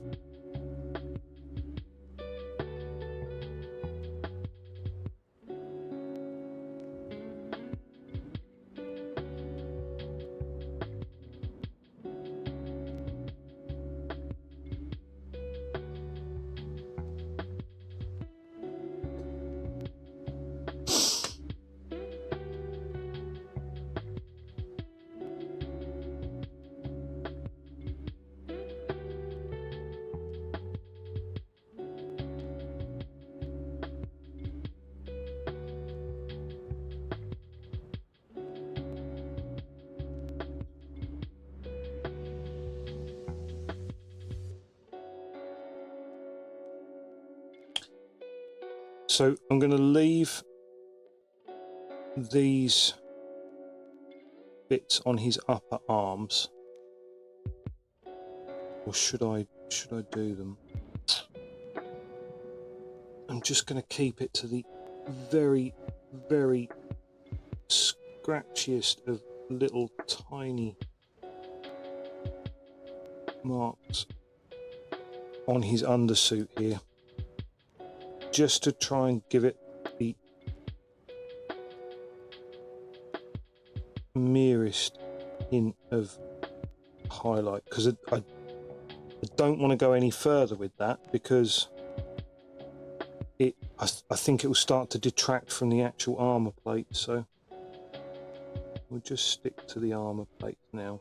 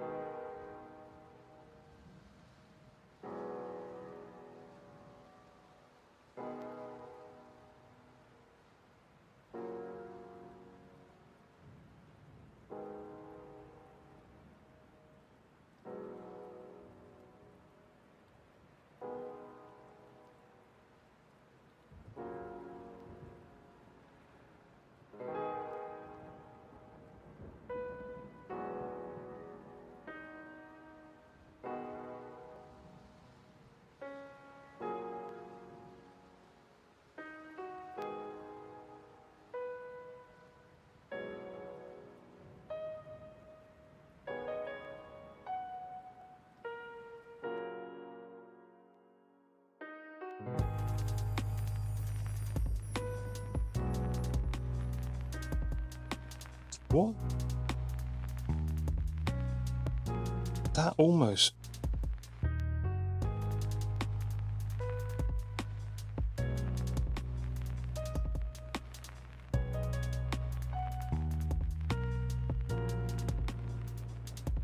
Remnant of Chaos. Well, thank you very much for that.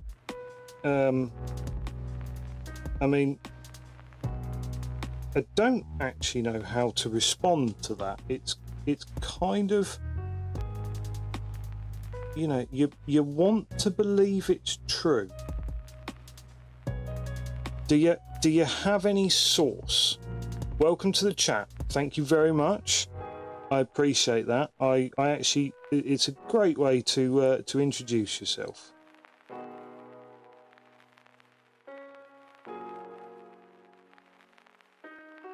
How are you? Do you have any more amazing gorilla leopard facts? Hey, you've signed up to Cat Facts. To stop your daily dose of cat facts, text STOP.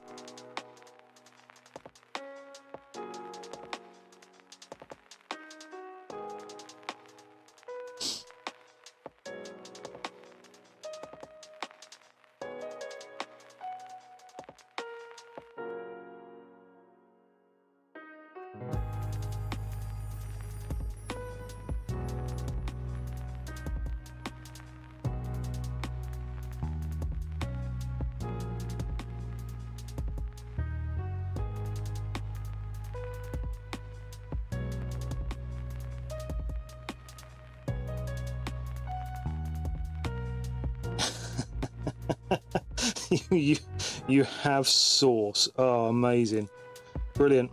Like I say, welcome to the chat. What brings you in apart from your weird zoological facts? Amazing things from the animal kingdom.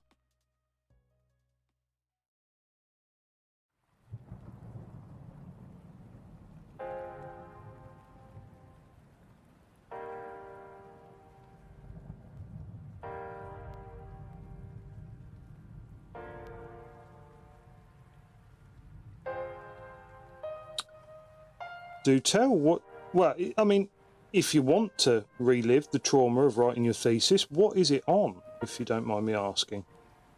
Or tell me to mind my own business. It's up to you.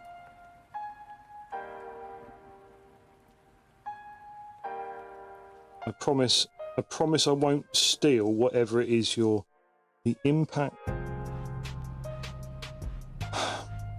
Now, I'm not actually sure that I can believe you. I think you're angling for another animal world fact thing, but that's kind of fascinating. So, do otters eat kelp? Because I've seen them sort of, you know, pictures of them all draped. No, they don't. So what is the impact of a sea otter's or the sea otter's decline on kelp? Because you often see like pictures of them all wrapped up in it and rolling around and doing their weird thing where they lay on their backs and eat sea urchins and shit like that. But yeah, sorry, like I say, I don't mean to make you relive it, but it just seems fascinating now that you've brought it up. Right, that I think will do for the blue, and I'm very much pleased with that over the standard contrast that we were potentially going to run with. Now this was still over a zenithal highlight, so we may need to regions where sea otters decline more in time.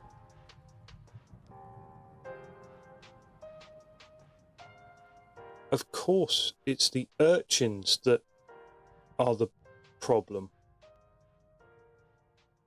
Of course.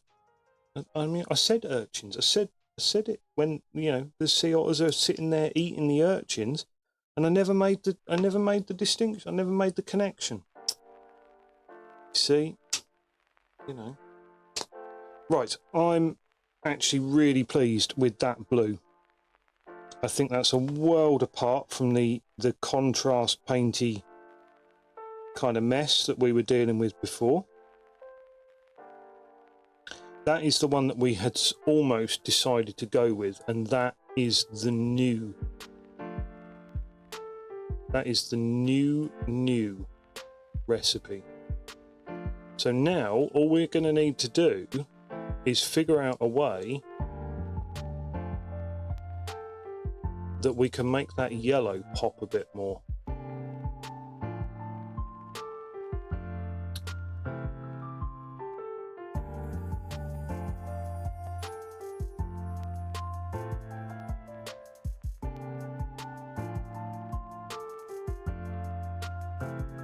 Yeah, no, I'm actually properly pleased with that. That's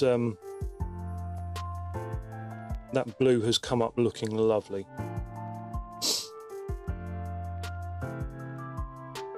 Rising temperature. Wow, that's, yeah. So is there a way out of this? What do we need to do? Do we all need to breed a sea otter? I mean, that's kind of the only thing that I can think of. I mean, I've got some room in my bath. If we could probably put one in there and then release it out to sea or something. I don't know. I imagine the less facetious answer is to stop poisoning the oceans with incredible amounts of plastic. But that seems quite hard to do, and why probably nothing is actually being properly done about it. Yeah, that's a bit depressing for a Friday. I'm not gonna insist that you take that as a serious conversation, and I do apologise for bringing it in that manner. You know, I appreciate you dropping by to the stream, and I do apologise for trying to make light of what's actually a pretty shit situation. And you know, I like the idea that there's material there. Increased amount of whale hunters. Whale killer whales hunt whales, and since they have lowered in population, the killer whales have had to substitute. Oh my god! It's just the poor old sea otters have. Wow. That. I mean, that's a connection that I wouldn't have made. So it's it really is, isn't it? That's a poor old otters. Yeah. So by the sounds of things, pretty much the sea otters are kind of fucked, really. Yeah. Which is tragic, because honestly, they're such fantastic animals. So I live very close to one of the top zoos in the UK, and they have a sea otter. I think they call them colonies. I don't know what the collective group of sea otters are called, but I think they call it a sea otter colony at the zoo. And they are just the most amazing creature to watch. the communication that they do with these like little chirps and cheeps and growls and everything is absolutely fascinating. And my daughter just adores standing there watching these things, and they are most fascinating at feeding time because they can tell you at least an hour in advance when it's feeding time, and it's like, you know, most animals can do this, but they literally will tell their keepers. They are yelling at them. I'm just going to put my hand over that thing that's appeared multiple times on my screen where you're telling us that we're fucked.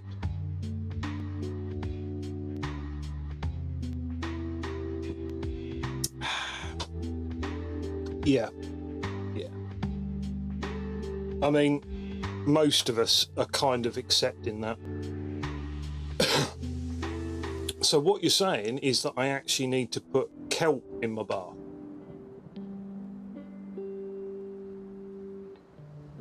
So just grow a crap load of kelp. Yeah, I can get behind that one actually.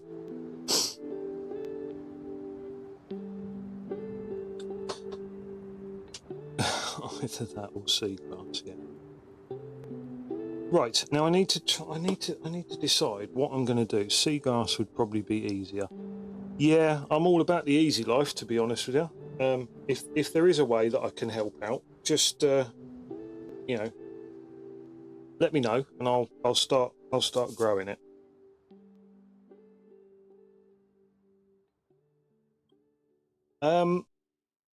I wonder, Avalon Sunset. Let's have a look and see if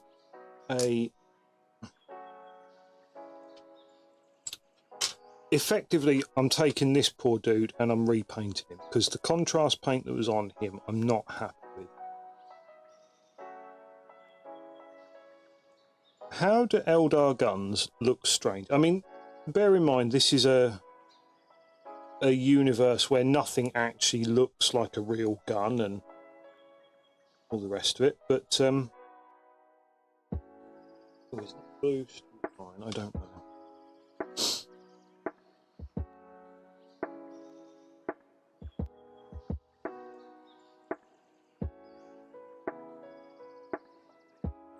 I would say that Eldar guns, yeah, I mean a little bit.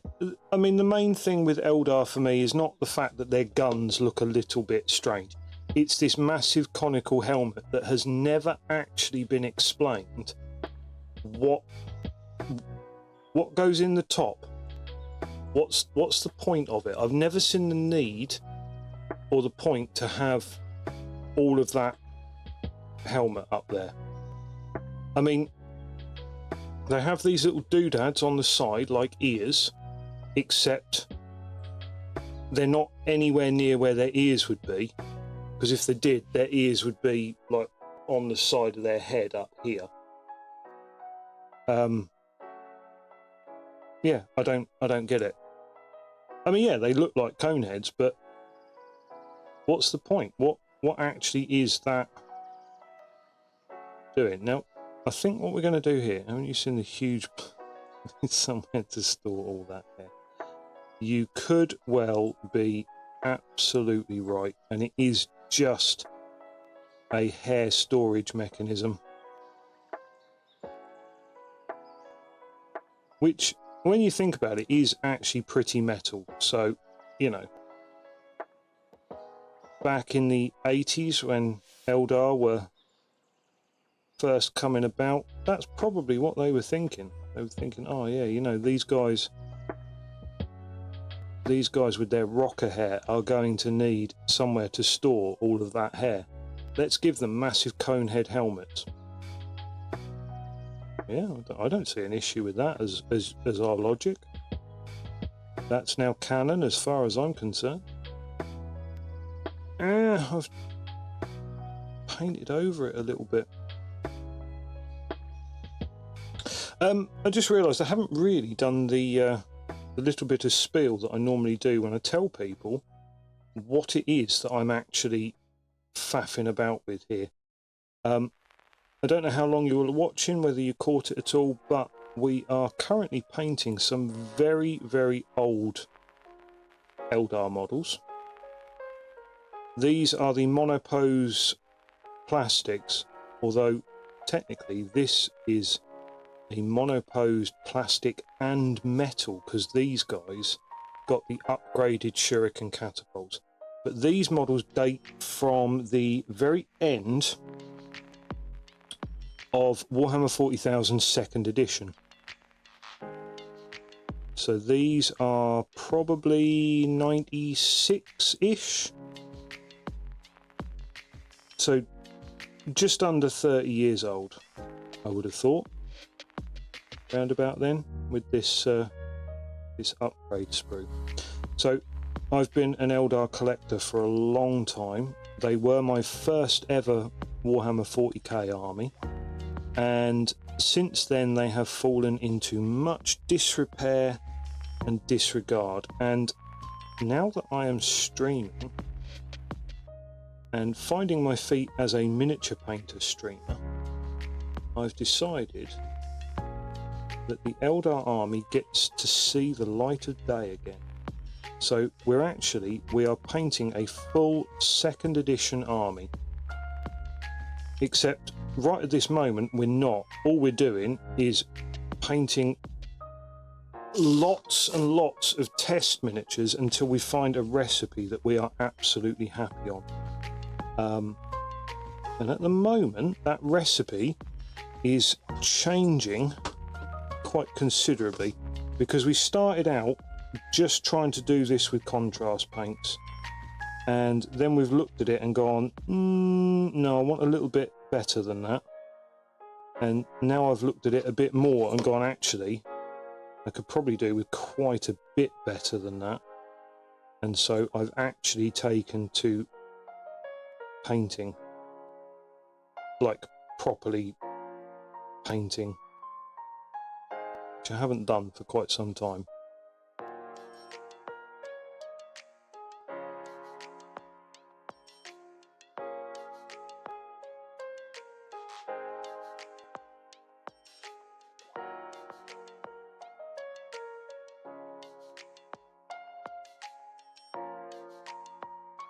That yellow looks a lot better. It looks a lot better than the best yellow that we achieved, even with no shading whatsoever, nothing going on with it. So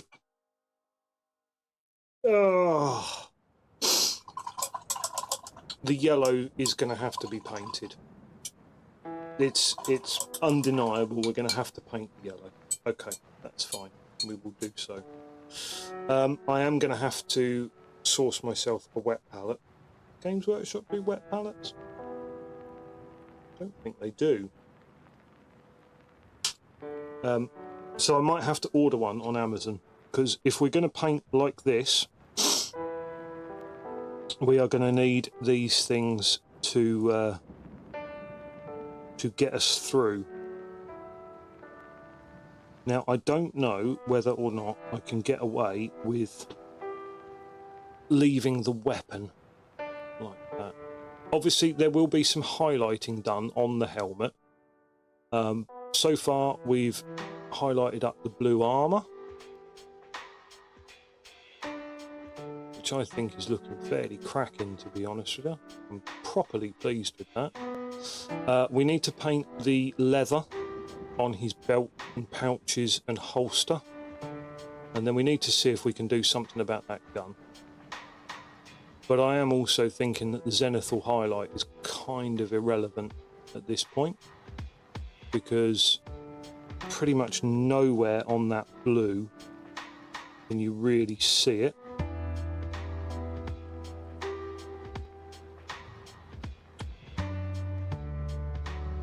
So I might just spray them grey.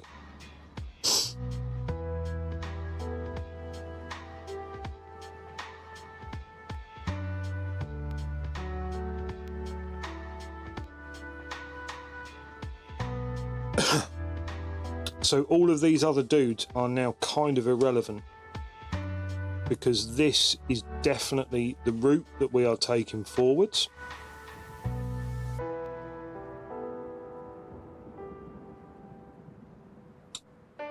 So let's see about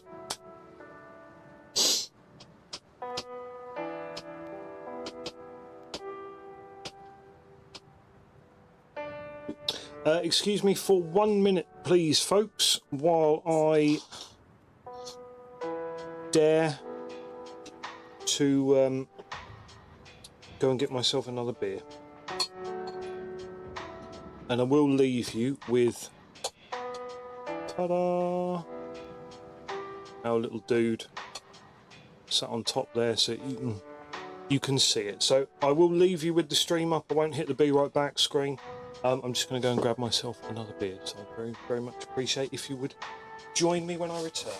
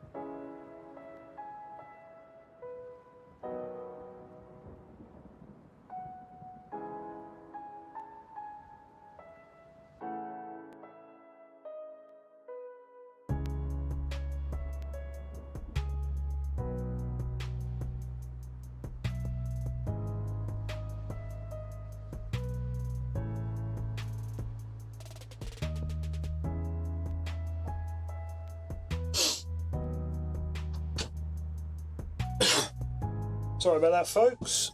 Thank you very much for your patience.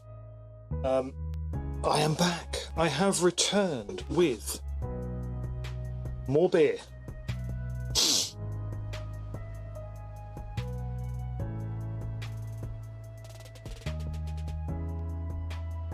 So,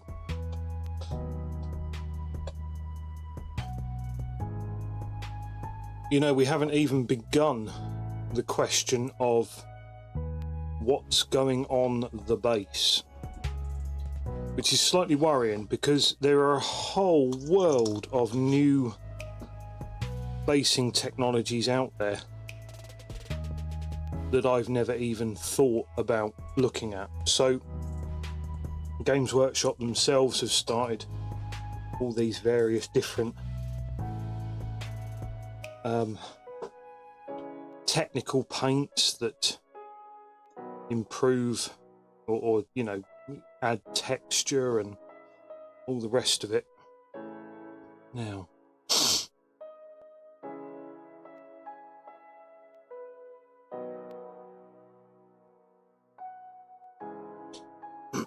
a lot of this paint seems very, very thin, very, very thick at the moment. Like, this is a base colour, and I think I've got 2 pots of this actually. I have another pot. Oh.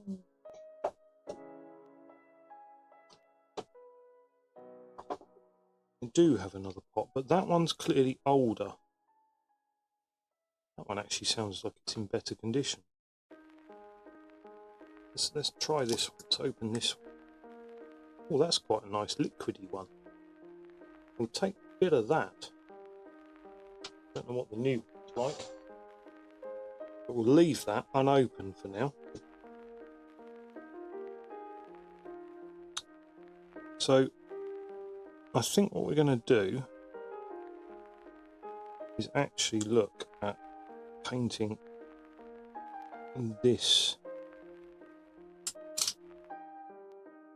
all of this stuff properly as well.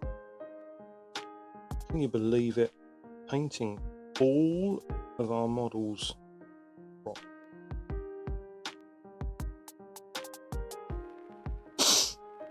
So what I'm going to do is I'm effectively re-base coating this stuff.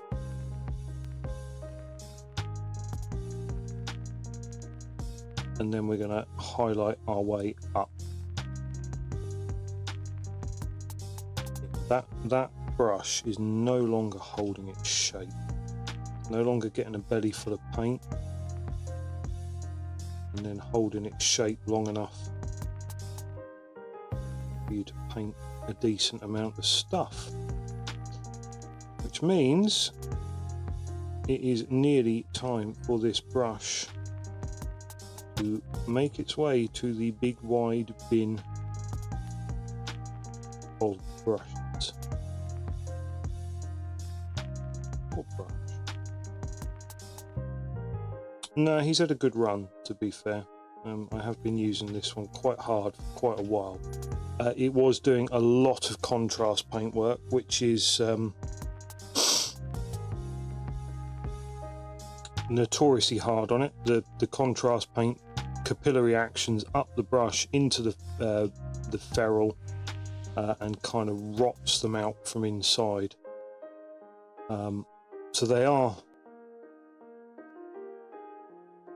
quite famous for doing this to brushes, and this one has had quite a career.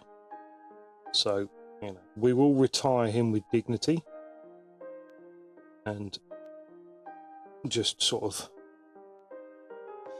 yeet him across the room when he's done his final layer.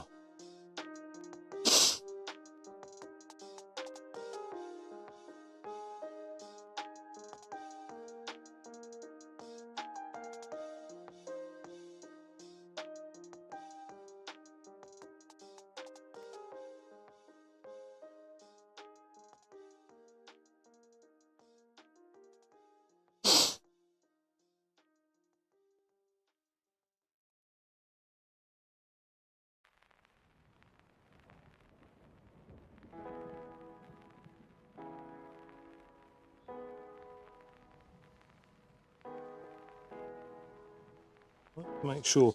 So this paint is actually very, very nice coverage. I'm going to have to remember this colour. Mornfang Brown. Okay, now I've thinned it too much and it's not nice coverage, so add a little bit more paint in because I'm a silly Billy.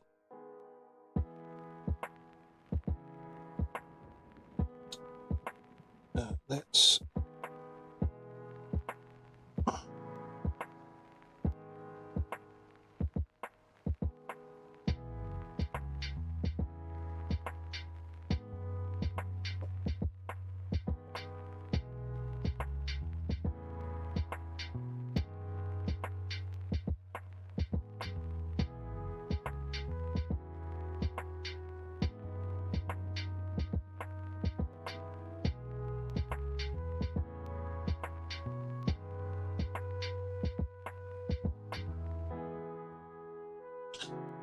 So it's kind of key with this to keep it all really, really nice and thin.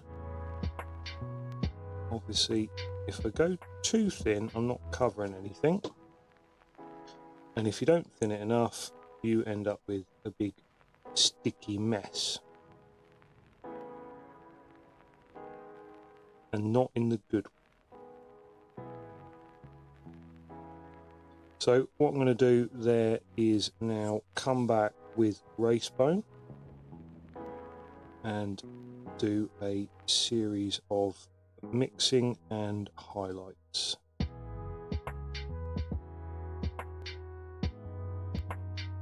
Seems pretty reasonable now that we've done it with everything else on the model.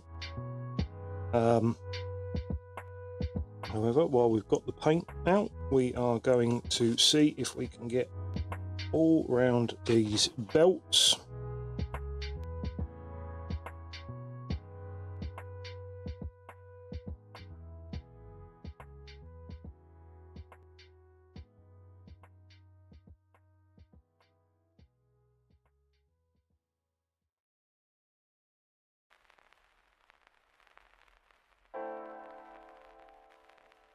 we've got a series of belts and pouches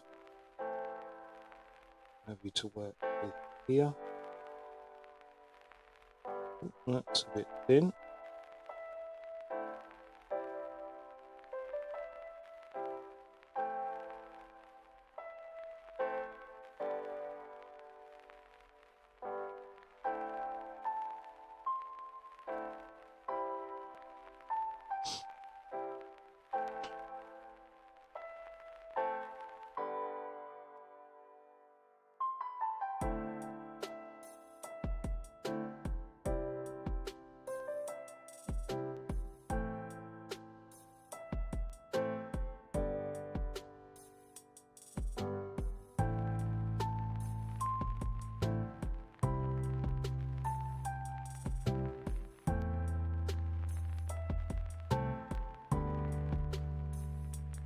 Of course, one ever so slight problem that I do have with this project is because all of these models have been painted and then stripped, there are a couple of snaggly bits that are going to show through. A couple of areas where you get like little tiny bits of leftover paint where you've done the stripping process and it's gone quite well, but it just leaves a tiny little bit in place, and you're like, you can't pick it out, you can't really do anything with it. So that's a little bit frustrating, but we'll deal with those as and when. Hopefully they won't be anything too drastic.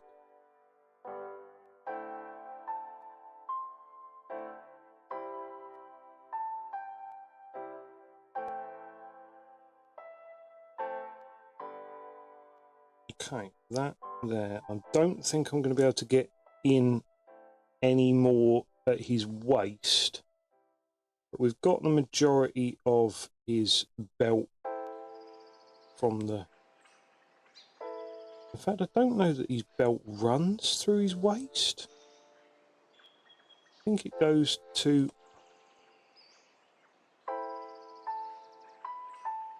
And there's a... Oh, wow. Right, that's properly in there. Just about get my brush to it without... No, see, look, I've gone straight over his arm there. Oh well. And a bit on his belly as well now. Brilliant.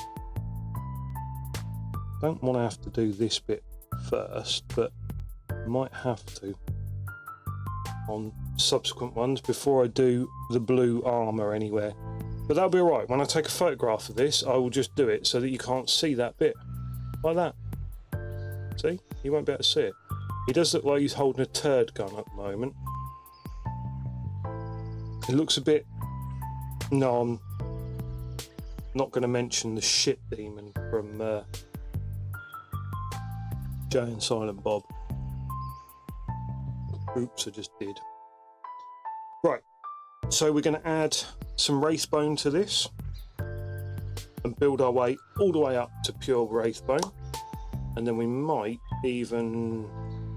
I don't think we need white.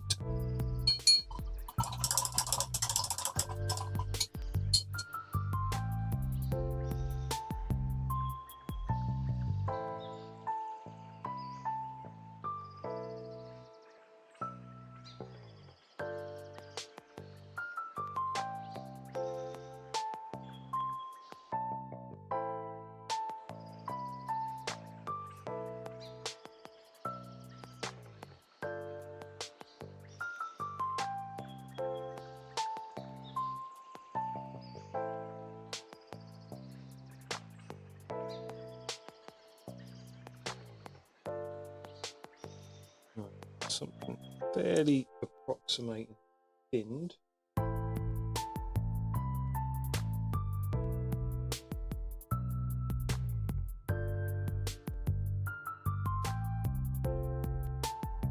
And then we can come along and paint that on as well.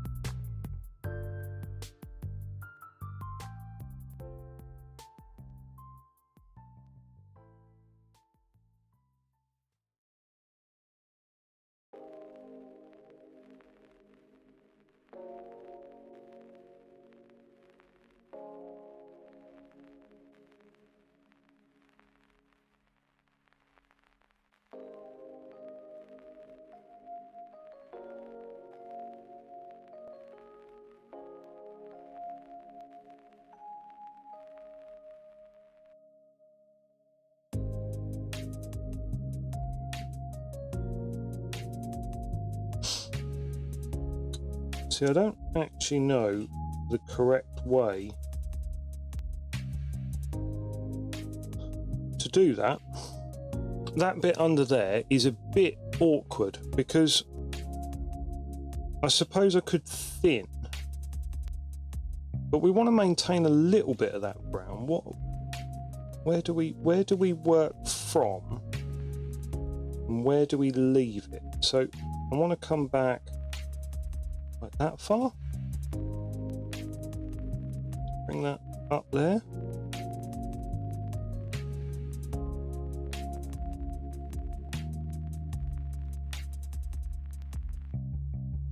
Is that about right? I don't actually know. My paint is nice and thin. What I could do is just take that colour, thin it a little bit further,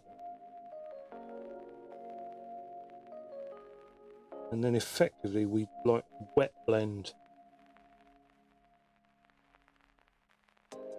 that.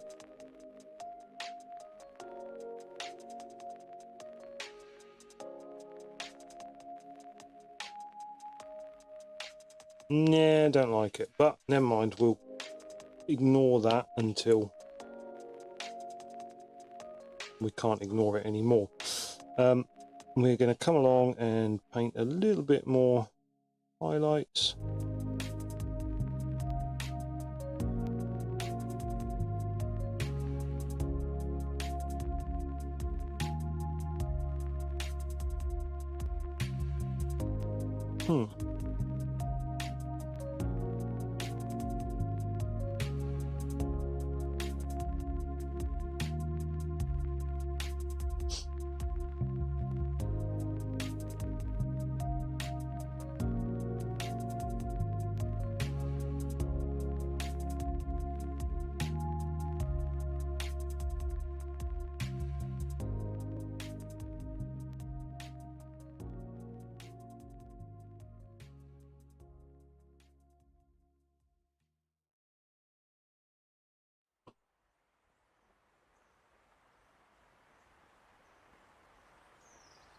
So obviously the aim is to leave the Mournfang in the deepest shadows,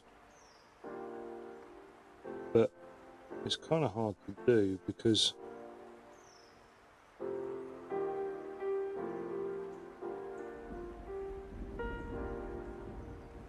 the deepest shadows aren't really on the top of the gun here anyway. It's all of this would be quite light, so it's kind of, you have to just sort of pick a bit that you're not gonna highlight up.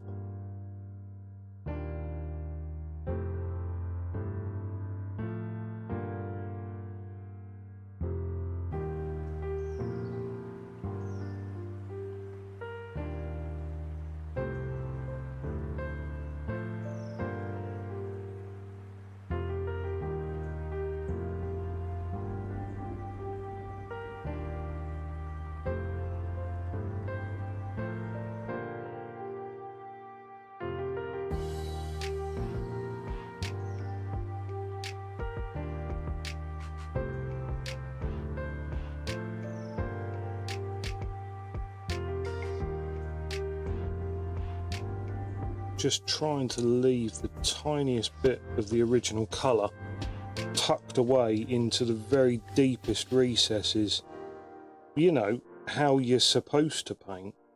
And I am struggling a little bit because that is quite an awkward method of painting, to be fair.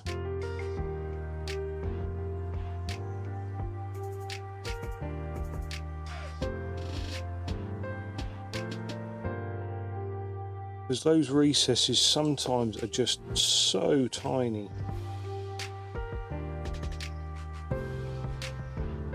But we'll try and get it.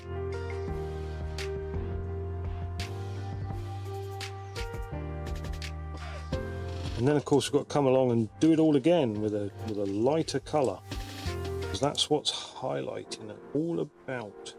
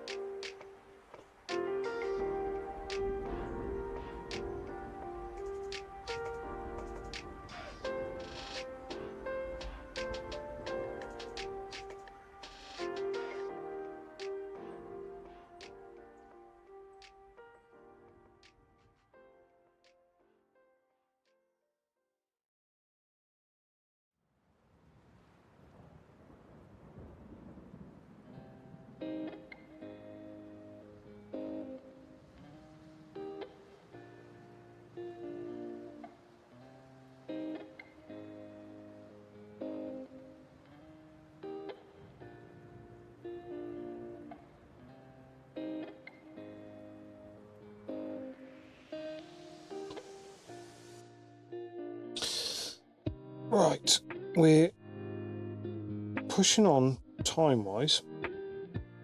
Obviously our normal 2-hour stream has been and gone, but it is a Friday night. And that's what I have said going forwards with our new streaming schedule, is that Friday nights, Saturday nights, whichever one works out the best. It's probably going to be Friday nights. Might see about going a little bit longer, a little bit later, but also maybe at times changing it up a little bit and looking at doing a bit of gaming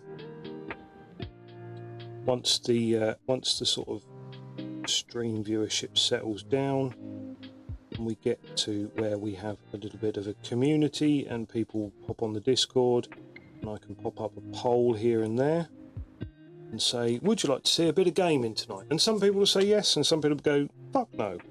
But it's, you know, all about those different strokes. And it was quite fun doing a bit of gaming. I haven't completed a video game in years until I took up streaming, which was fascinating to me because I always used to play games to completion. You know, I'd always be working for a computer game, and then I spent years where I would just dip in and play an hour and then go, oh, I'm going to add some mods, and then add mods and then never come back to the game ever again. It's like, yeah, okay, that's it, I can't be arsed with this one anymore. So when I actually took up streaming, I thought, oh, do you know what? I'm gonna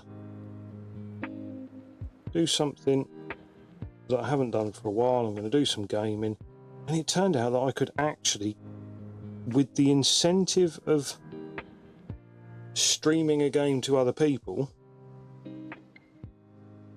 it made it possible for me to actually sit down and play a game to completion, which it shouldn't really take that, but you know, that's what happened. That's what it did. So I would like to play a couple of games on stream for you guys again at some point, but at the moment we are absolutely having a whale of a time with painting our miniatures. I'm having a whale of a time. You guys might be finding it boring as shit, but at least we are now getting to the stage where this guy is looking like we might have a colour scheme to put together.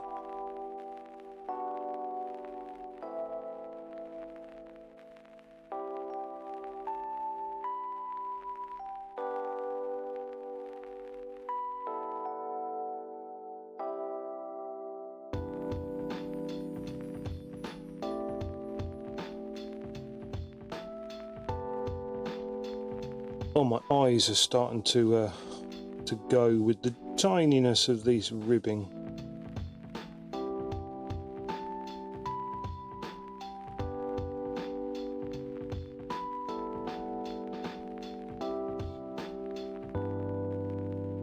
Oh, it's like they messed up the scaling there. There's a bit in the middle of that ribbing that was almost like a different scale. Blimey. Never seen that before. Or rather, I'd never noticed it before. Which basically amounts to the same thing, but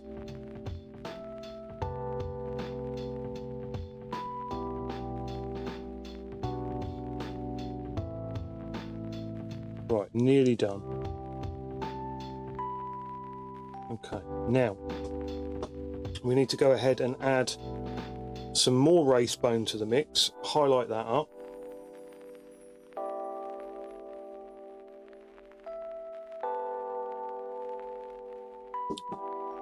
What do we reckon? I reckon we've got another addition of race bone to that mix. Hopefully we've still got some of the Mornfang there to mix it with before we then get to a pure race bone layer.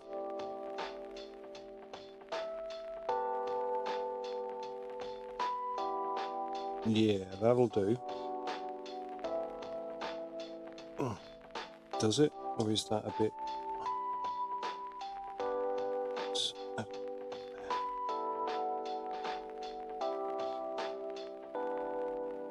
Okay, will do.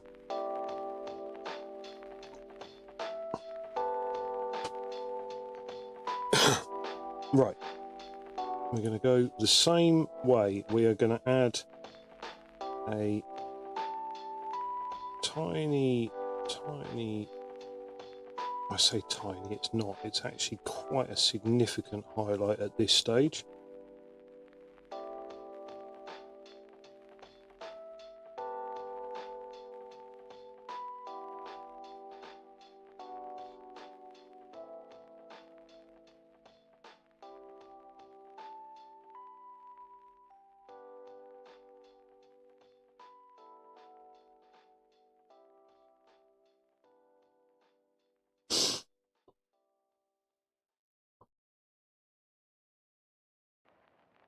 Yeah, we are still talking quite significant highlights at this point. Not actually looking at an edge highlight yet at all. I think we might be able to do this with one more highlight layer with just adding pure race bone, possibly.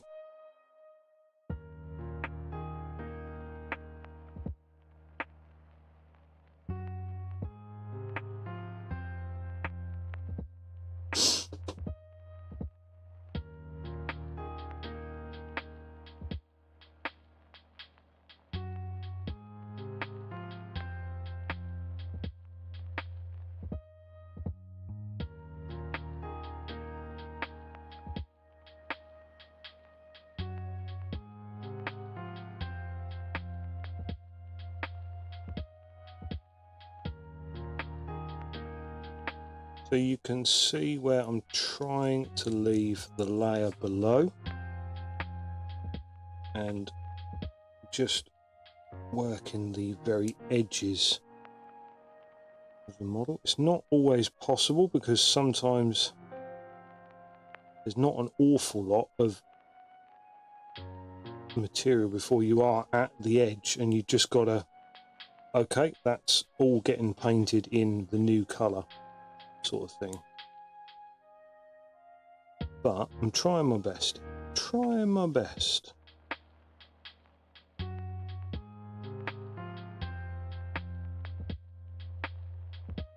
Oh yes, this is where I go, oh my god, I definitely need a wet palette, because these whites and bones and what have you, they are some of the worst for drying out, I find.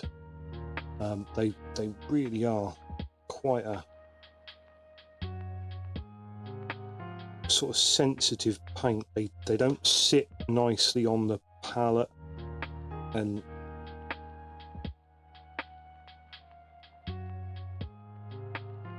they're sort of always threatening to dry out on you.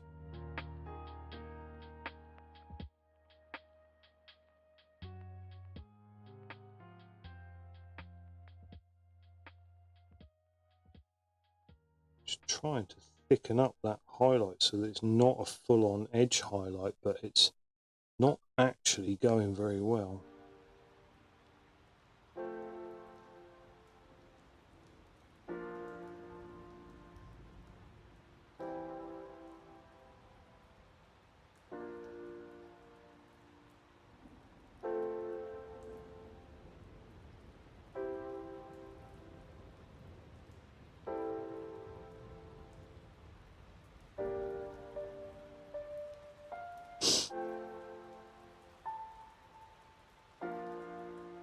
Okay, well, it is, I say it's not going well, that's actually quite an acceptable sort of effect there.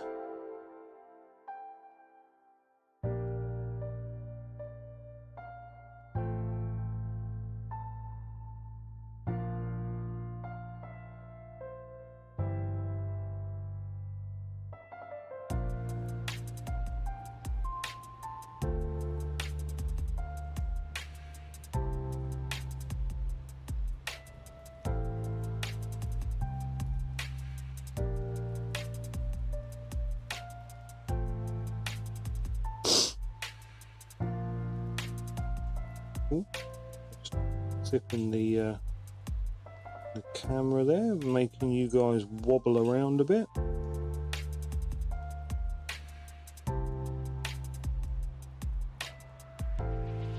You have my apologies.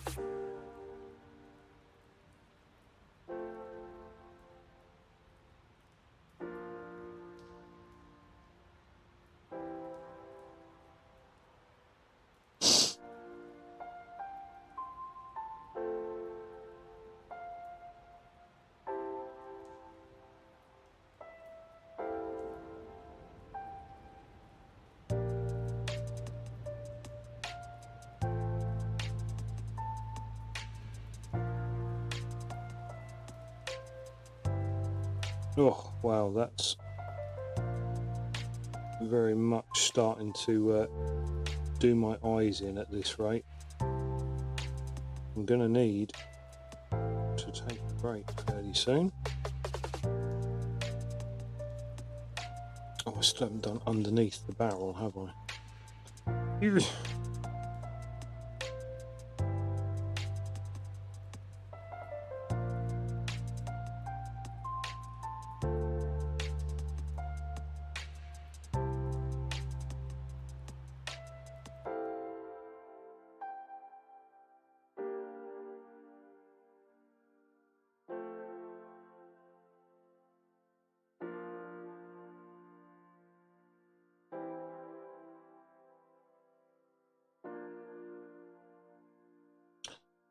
Just trying to keep it over the camera as well,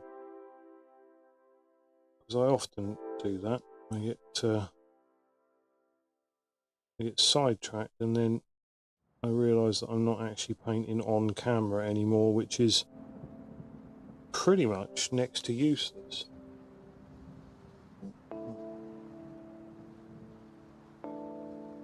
Let's do a nice thinned wash glaze blend of this here.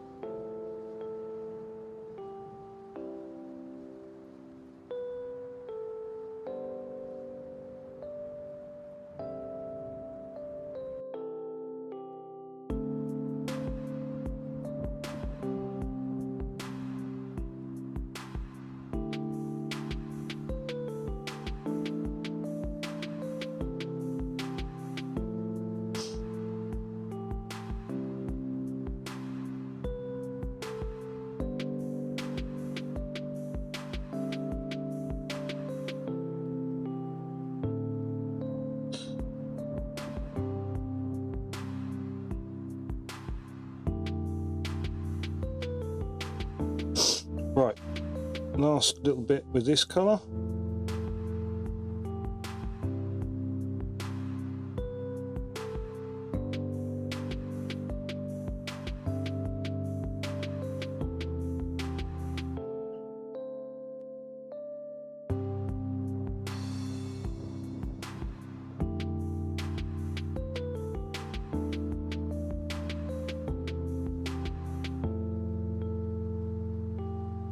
That's a bit messy there, to be honest with you. I'm not entirely happy with the way that happened, but I'm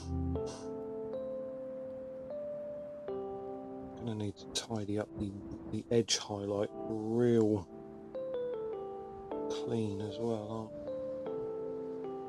we? So we need a tiny bit of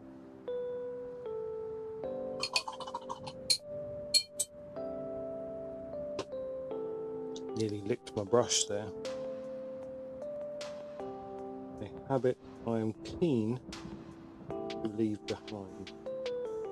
I'll tell you what, this is the point where we are going to admit that we need a thinner brush.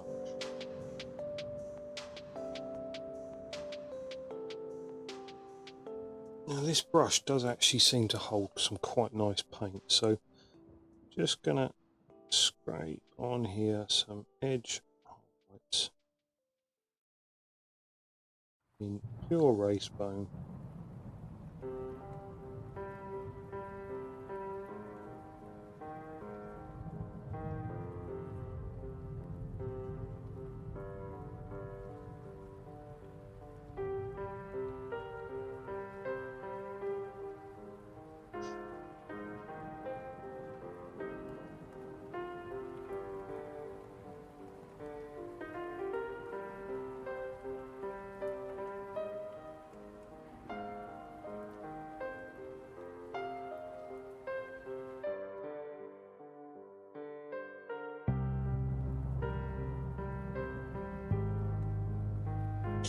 A couple of times I've used this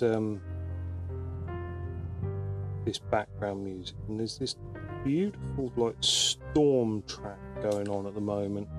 I don't know how much of this you can hear. I haven't actually, and I will hold my hands up here, so if it's utterly shit on stream, please do tell me, because I don't actually often these days listen to the stream back, because I was fairly happy that I got the audio set up how I wanted it to be, and then I kind of changed things up and I started doing this painting malarkey, and I've never really gone back and gone, oh well, I need to revisit and work out how my audio levels are. So I bang on a little bit of YouTube as a copyright free music and just sort of hope for the best. So if it is awful, I do hope you'd let me know, but nobody said, oh by the way, I can't hear a word you're saying because of the music, or I can't hear anything about the music in the back. Although if they couldn't hear anything about the music in the background, they wouldn't say anything because they wouldn't be able to hear it and they wouldn't know it was there. So maybe I'm making excuses for myself here. Maybe I should just go back and listen to my bloody stream.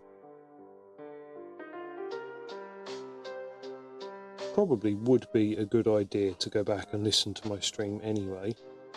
Just from a, you know, you're a streamer, pay attention to your bloody stream.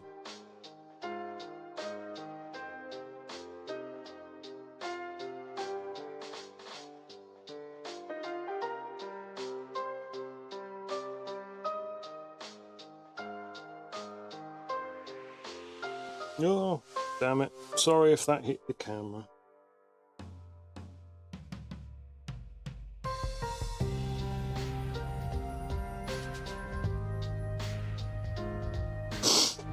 Right.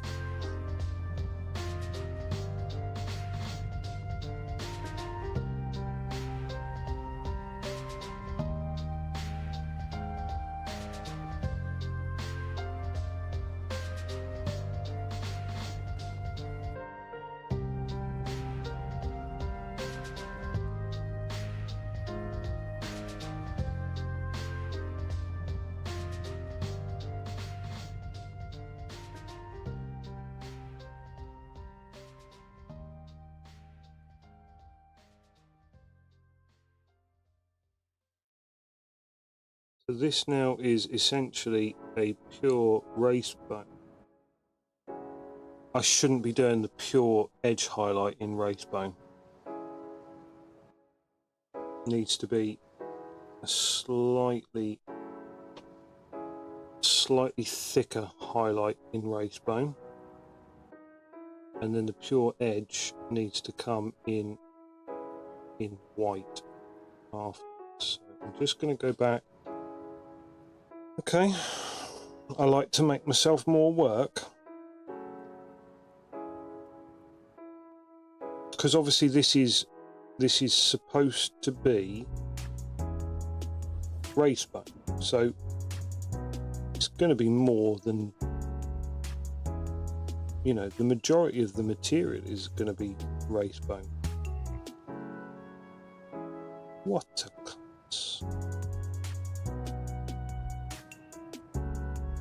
What a cunt.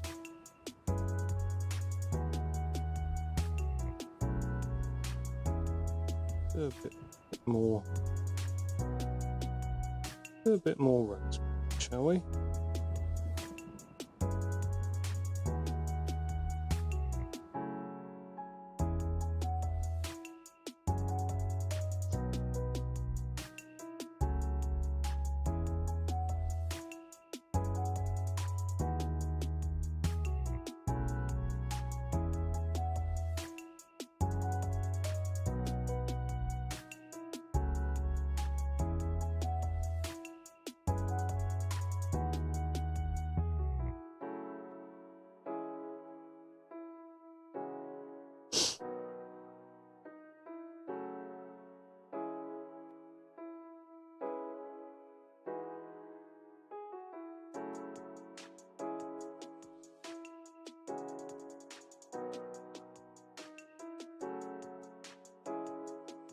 So I'm trying to achieve a sort of slightly natural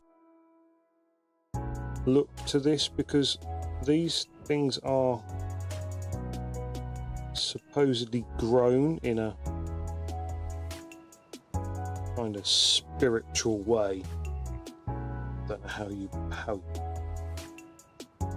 emphasize that with paint, but I'm going for a slightly, I'd like to say a slightly organic sort of look, but it's not. It's definitely not organic, because that would be too much on the toes of the nids.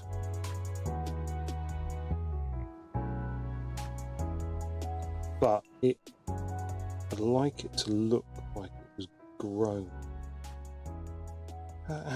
What am I trying to achieve here? If it looks like it's grown, then it's going to look like nid stuff. Or just stop faffing and just go, yeah, paint it like bone, be done. don't actually know how I would propose to paint it to look like it was growing. I suppose I could put... Ah, now that's actually a reasonably good point about how I could possibly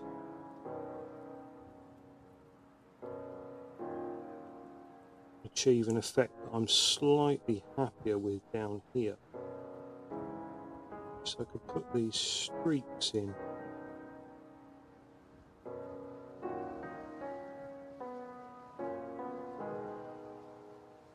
To look like, so your bones have these sort of striations in them.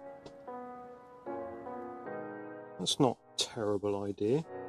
I mean, I've had worse ideas.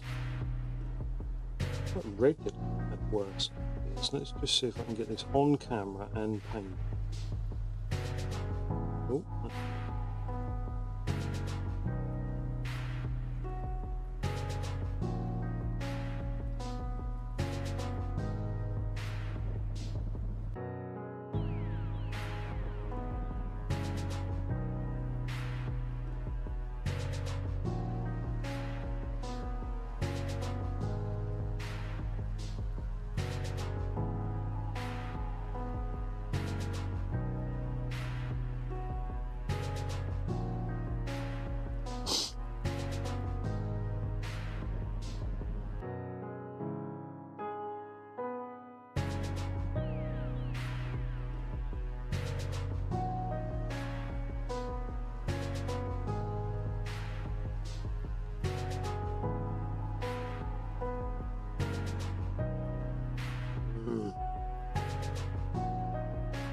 I think this will really come together when we get the white involved.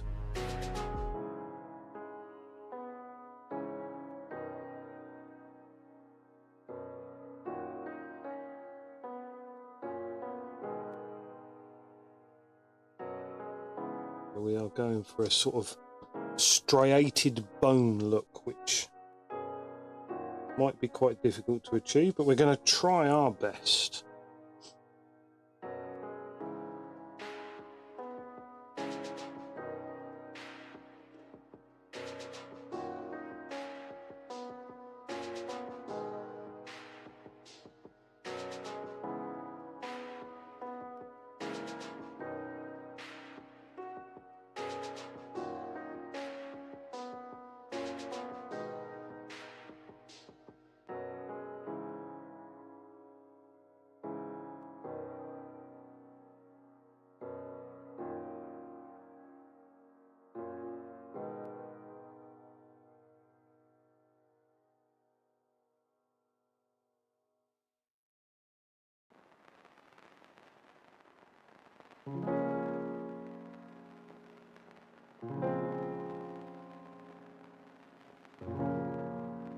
Okay, that's actually quite a subtle effect there. Don't mind that at all.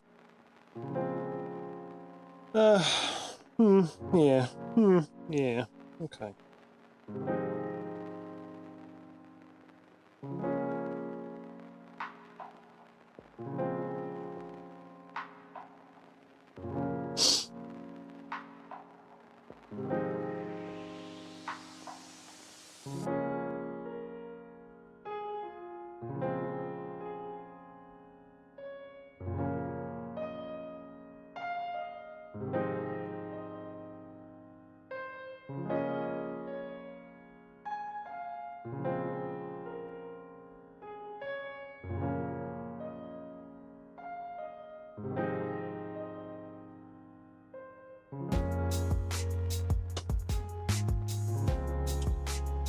Getting there.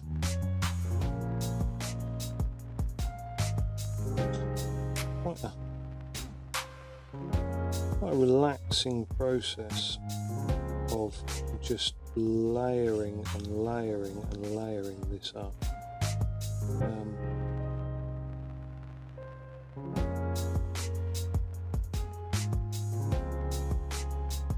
Getting there slowly but surely though. It is starting to come together.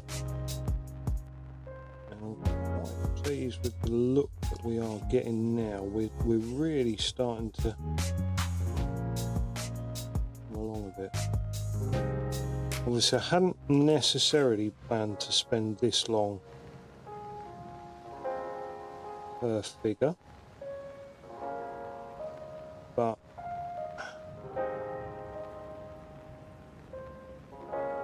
it might just be for the best that we do spend this long per figure, because otherwise we could just end up fucking it all up, and then we'll be going, oh well, I wish I'd have spent longer on it.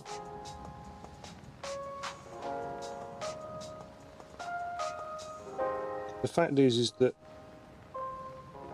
there's no time limit. I'm not doing this or anything, even though I have said to myself, if this turns out really nice, I might see about entering the army into some form of tournament or something.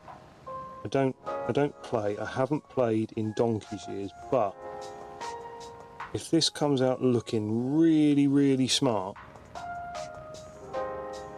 it would just seem to make absolute sense to go, okay, there's a tournament at your FLGS, get down there,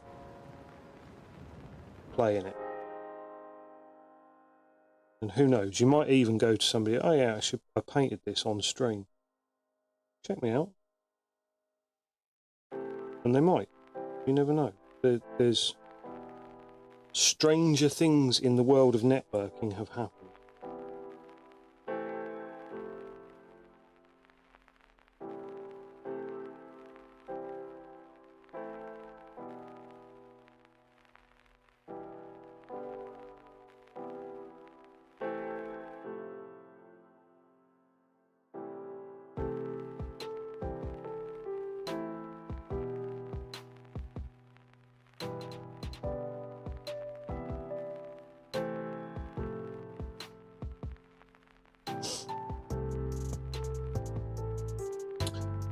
How are we looking there? That's looking pretty good. I reckon a Corax white edge highlight on that one will have us looking absolutely splendid. Now, while we've got the race bone out though, what I'm going to do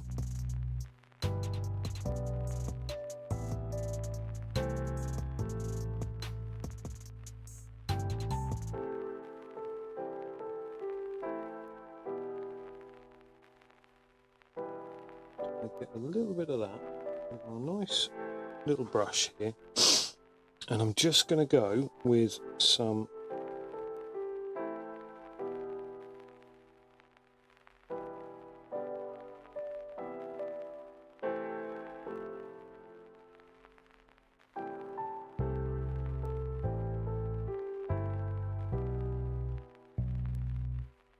markings on the leather here.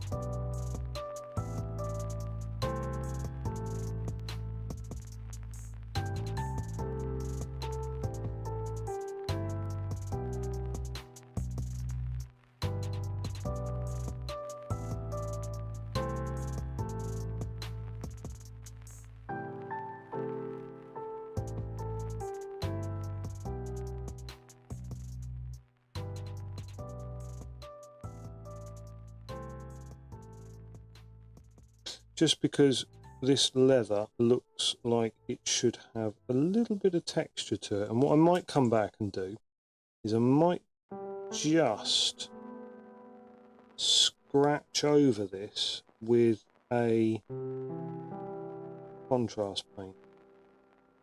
So that there should add a tiny bit of texture to the leather. And then if I put a contrast paint over it, it will mute that down.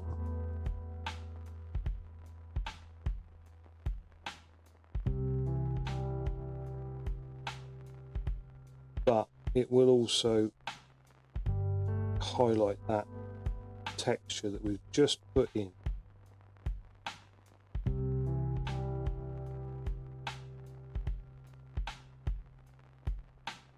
Okay.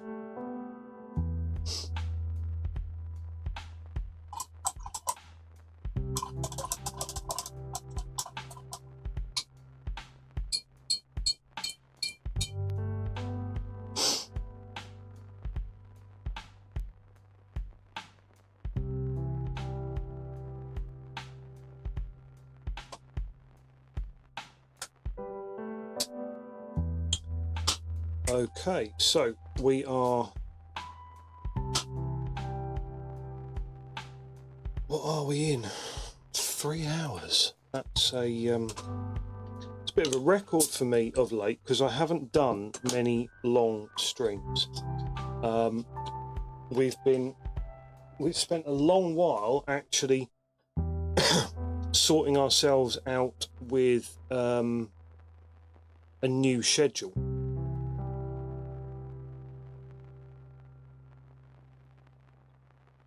And the fact is that to do that, I needed to limit the amount of time that I was streaming so that I was streaming for the same amount of time each day.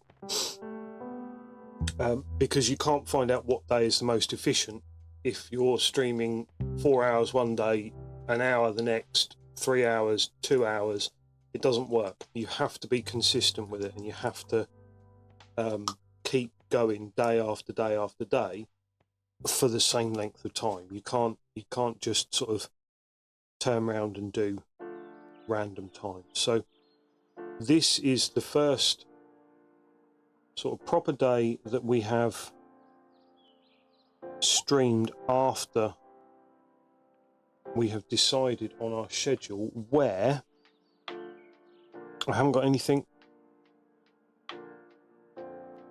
to stress for about the morning because it's a Friday. Don't know if anybody had noticed, but it is a Friday. So I hope you are all loving a Friday. I hope you are all loving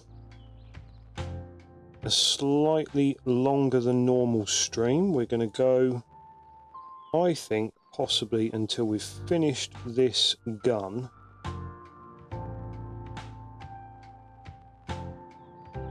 And then we are probably going to call it quits for the day, for the night. And come back at this with fresh eyes tomorrow.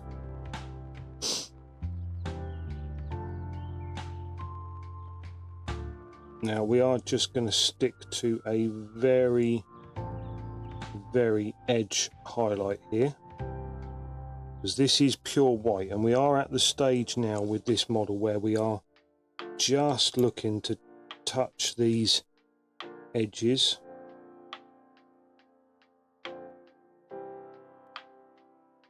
And get a little highlight going.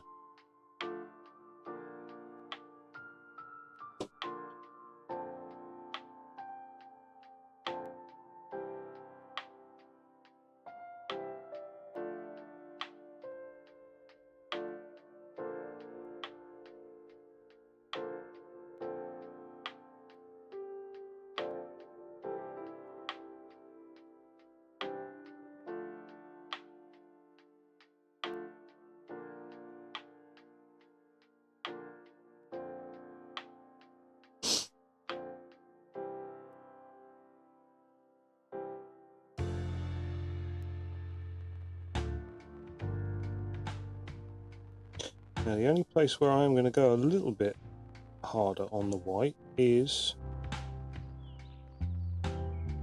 down here, because we are going to try and get that striation effect going, where it's sort of like bone style. So just going to keep it quite thin, quite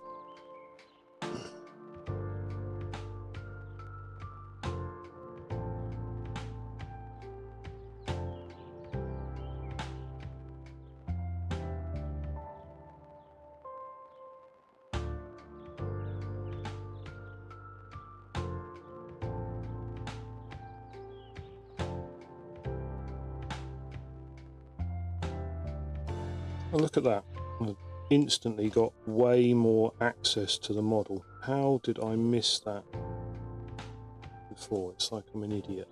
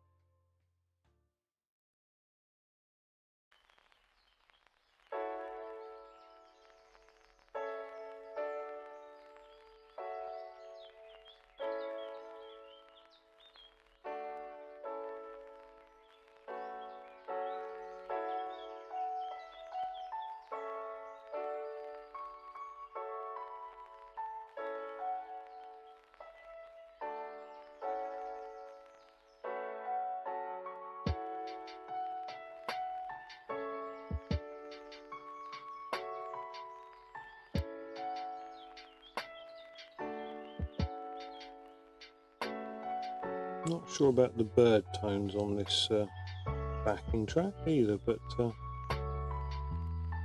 of weird. But don't know what they were thinking of, how that would make a good 24-hour or 12-hour long no copyright stream. Well, let's put some bird tones in it. Hot damn, we need some bird tones in it. I don't know why they just turned into rednecks. That's probably quite racism, but apologies. How's that looking? I quite like that. Quite happy with that.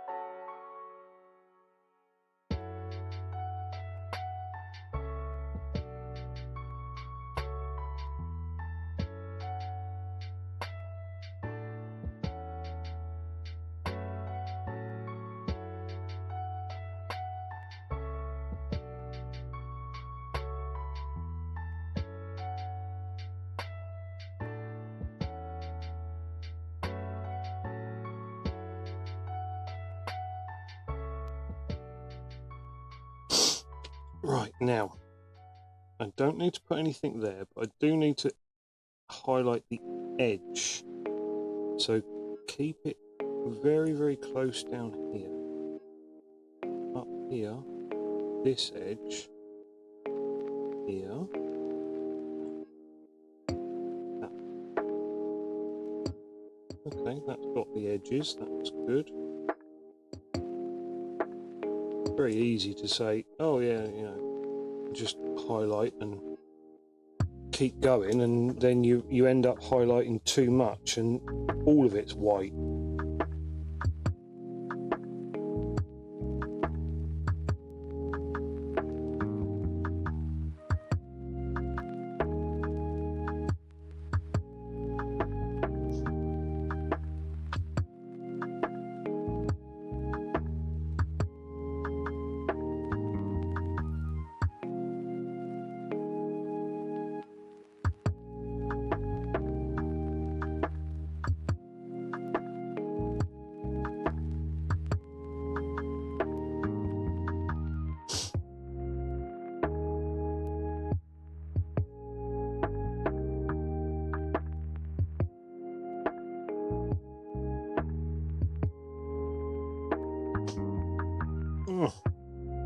Starting to get to the point where I'm having to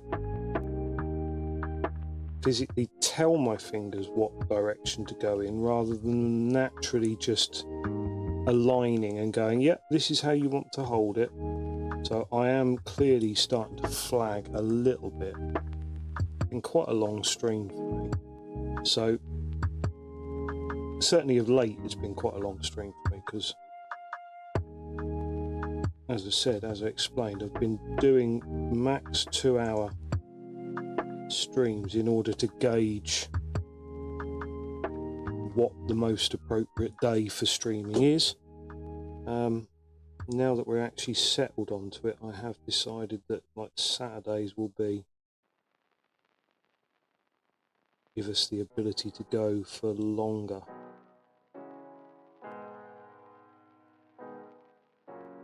Right. Ta-da! The race bone is done.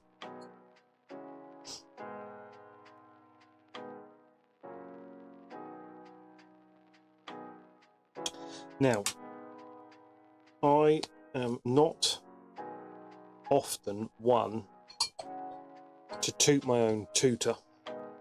I often will leave my own tutor untooted, but that is, for me, excellent work on both the armour and the gun. And we're going to come along and we're going to do justice to that helmet as well, and even the little bit of cloth here. We're going to do justice to all of them. So we're even going to put a nice, possibly fancy base on this one. So we've often, you know, goblin green. Well, it doesn't have to be just goblin green now, does it? I'll tell you what. If you look at what we were going to go with, I think we've made the right choice. Get off. I think we've made the right choice to put that bit of extra effort into both the armour, the weapon, and now the helmet as well. So I'm looking forward to that one. I'm looking forward to finishing it. Right, so what do we have there? 1, 2, 3, 4, 5, 6, 7, 8, 9. There's 9. Okay, that one I can't count as a sample model because it's just bare spray. Those guys, yeah. Well, we'll look at how they're coming out. But that, to me, is actually not a bad attempt at the armour. We're getting quite a nice bit of shading and a little bit of highlighting going on there, and a decent attempt at the gun. Some of the low tones have been eaten up a little bit there, but I'm relatively happy with that. I may come back with a very, very thinned wash of contrast paint just to tie that in, just to put a little bit of shade on there. But yeah, so all we've got to do now is finalize the recipe that we're going to use for the helmets. So that's where this nice experimental model, well, this whole series of experimental Eldar have come in. We have finally got to a point where I think we've made some pretty good choices, or some pretty good choices to abandon. So, you know, not doing him, not doing him, not doing him, not doing, etc. So yeah, we're getting there now. So yeah, that's where we're at with our quite nice test model, and then eventually we will be putting that across the whole army. So yeah, hope you guys are enjoying where we're going with this one at the moment. So I'm going to bring the stream to an end because, like I say, I am actually getting quite tired. It's been a long old day here. I was out on the road at 6 o'clock this morning. So yeah, that's plenty long enough for a day, and then to go streaming as well. So